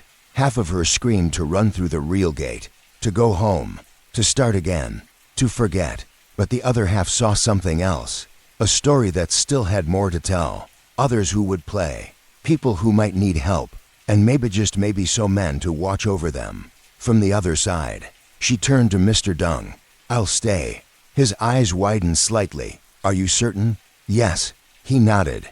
"The moment you pass through that gate," he pointed to the mist, "you will no longer be Tull." She swallowed hard. "I know." He extended a hand. "Then come. The fog is hungry, and the stories must go on." As she stepped through the second gate, everything she wasted name, the pain, the memories began to peel away. But one thing remained, a voice, a whisper, from her brother. "Thank you, Chul." Then silence. Back in the real world, no one knew why the school building collapsed that summer, or why 17 students were never found. The official reports blamed sinkholes. The families mourned, but no bodies were ever recovered. The news moved on. But some say, if you walk behind the school late at night and knock 3 times on the old power box, someone will knock back. And if you ask the right question, a girl with long black hair and tired eyes will appear behind you, whispering, "Do you want to play?" The game ends, but the camera keeps rolling. The building had collapsed. The survivors had vanished. The fog had settled, and the world had moved on. For now. But beneath the rubble, inside what used to be the broadcast control room of the abandoned school, a red light flickered. A camera, cracked, half buried under debris, still recording. Its lens was dusty, but its power light glowed steadily. REC. The screen showed nothing but static at first. Then it cleared for just a second, enough to catch a shadow moving across the ruined hallway. And then a voice, grainy, distorted, yet unmistakably human. "Round 1 complete. Begin the next cycle." Far away, in a dark room filled with outdated monitors, a figure sat in silence. Rows of screens lined the wall, each playing grainy footage of the games past and present. Some were labeled with names, others with symbols. A few screens had gone dark, but one, in the top corner, had just lit up again. Camera 14, active. The figure leaned forward, face hidden in darkness. They whispered into a microphone. "Let the next group be chosen." A faint humming filled the air. Then, one by one, the monitors began showing faces, sleeping, unaware, all over the country. One girl lying in a hospital bed, a boy dozing in a train station, a man drinking alone in a roadside inn, a child crying in her sleep. The system was scanning them, calculating, selecting. Meanwhile, in a city far from the cursed school, Min, a university student, sat in a dusty old video editing room. He was part of a small documentary club that had taken over an abandoned AV room in the basement of their campus. He had just received a strange hard drive in a box with no return address. The label read only, "School Project Archival Footage, Do Not Erase." He thought it was a prank from his friend Tri, who loved ghost stories. Min plugged the drive in. Files appeared immediately. Video clips, labeled Game Start, Round 4, Eliminated, and so on. He frowned.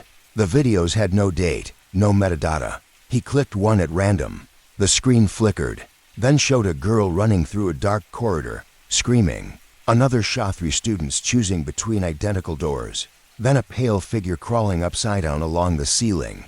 Min leaned back, disturbed. What the hell is this? He skipped forward. Now it showed a boy crying, standing alone in a room of mirrors. His reflection wasn't matching his movements. Another video, a girl whispering, "Don't let me out. I'm already dead." Min's hand hovered over the keyboard. He knew it was fake. It had to be, but it felt real, too real. He turned off the monitor. For a second, the room was quiet. Then he heard something strange, a low knock, from inside the cabinet beneath the editing table.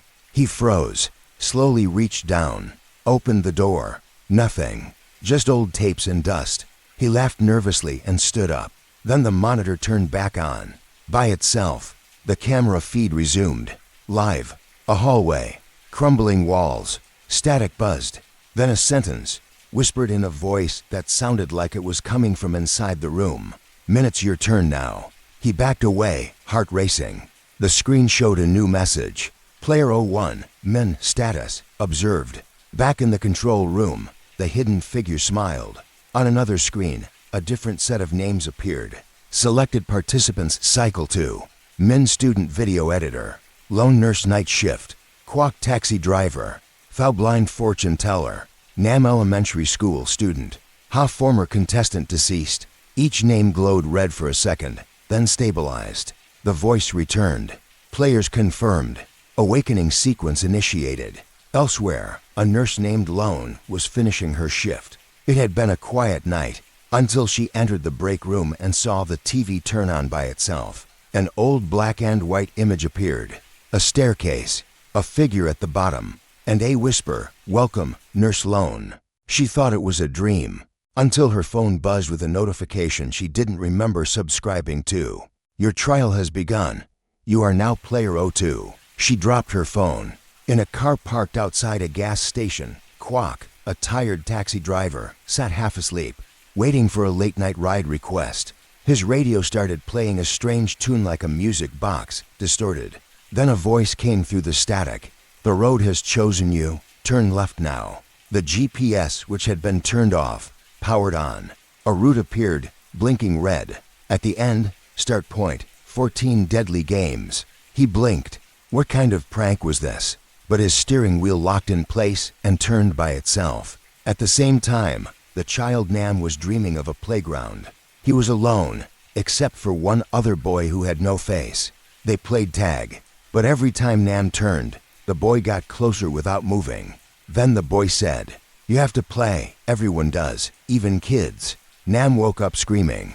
His parents rushed in, but he pointed to the screen on his tablet. It had a message neither of them had typed. "Welcome to the new game." And somewhere far, far away, at the edge of whatever existed between worlds, Tull sat in silence. But she wasn't Tull anymore. She watched the new names appear. She saw their faces, their fears, their weaknesses, and she whispered, "I'll guide them if I can." Mr. Dung appeared beside her. "Some games end," he said quietly, "only so others may begin." She nodded. But this time, she said, "We do it differently." Back in Min's editing room, his computer fans roared suddenly. The screen now showed a live feed of himself, sitting in the chair, from an angle above.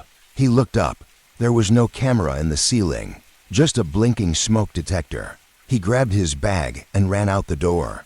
But the hallway was different. Longer, darker, no windows, only one flickering light, and a door at the end labeled, "Round 1, begin." Inside the hidden control room, a countdown began. A robotic voice spoke, monotone but calm. "Cycle to initiated. Game will begin in 3, 2, 1. Then a click, and across 6 different locations. The players blinked, reality shifted, and the camera kept rolling. You're looking at the screen and you've been chosen. Have you ever felt that moment? When the room goes quiet, when your heart skips a beat, when your screen flickers, just for a second? That feeling, like someone is watching you, even when you're alone. That's not your imagination, because if you're reading this now, you've been chosen. Let's rewind just a bit. The second cycle had started. New players had been pulled into the Gamemen, Lone, Quack, Nam, and others. Tall, now a strange guide between worlds. Watch from the thin veil that separated the living from the cursed. But something had changed this time. The game had become aware. It no longer waited to be played. Now it reached out. You, sitting there. Yes, you. You might have stumbled upon this story out of curiosity. You might think it's just fiction. But remember this. The cursed school broadcast its first deadly game to hundreds of screens. And people thought it was a viral horror series. They watched. They laughed. They shared it. Until viewers started disappearing. One by one. Some were last seen staring blankly at their laptops. Others were found dead eyes wide open, screen burns on their retinas, still holding their phones. The footage was wiped clean. But the game remembered them. Because those who watch eventually enter. At first, it happens subtly. A message on the screen that doesn't go away. A whisper behind you when no one else is home. An image in the corner of your eye, reflected on your screen. Then one night, you blink and the room looks different, like something's shifted, and the game makes its move.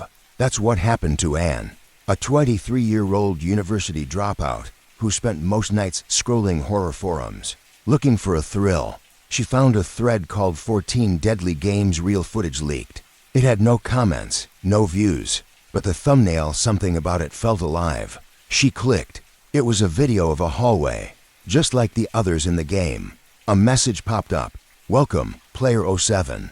She thought it was just immersive fiction, until her lights went out, and her phone screen glowed red. "The game knows your name now, Anne." She tried to unplug everything, but the message appeared again, this time on her ceiling, written in shadow. Across the city, a boy named Kang was watching a horror short on his tablet, but halfway through, the video glitched. Static. Then it played something else. Footage of himself, sitting on the bed, watching. He paused the video. The image didn't pause. He waved. The version of him on screen didn't wave back. It just smiled. Player 08 acknowledged. The voice said, "Prepare for transfer." He threw the tablet across the room. But the screen didn't crack. It just laughed. So what is this? Is this just a story? A viral ARG? Or something else? Let's return to the command center. The hidden room where the cycle begins. There are now more than 14 monitors. More than 100. More than 1,000. Because with each viewer, the game grows stronger. And the controller, the one who once chose the 14, now speaks directly to you. We used to need willing players. Now, your attention is enough. By looking, you've agreed. Back inside the foggy realm between realities, Tull felt it too. The web had widened. The veil had thinned. She looked at Mr. Dung. "Something's wrong," she said. "The game is pulling people in, people who haven't even signed up." He nodded gravely. "It feeds on curiosity now. Whoever watches becomes part of it." Tull turned, looking beyond the fog. She could see faces. Our faces. Yours. Mine. Viewers. Spectators. And slowly potential participants. In a dark cafe, a barista played the latest episode of 14 Deadly Games on his phone while closing up. He laughed nervously at a jump scare. Then the lights flickered. The phone vibrated violently, and a single message appeared on screen. "You shouldn't have watched alone." He turned toward the mirror by the bar. His reflection was gone. Only a hallway remained, and footsteps behind him. Elsewhere, A girl named Tram was live streaming herself reacting to the scariest horror video series ever. Her followers spammed the comments. "Oh my God, what's that behind you? Check the mirror. Is that part of the video?" She turned.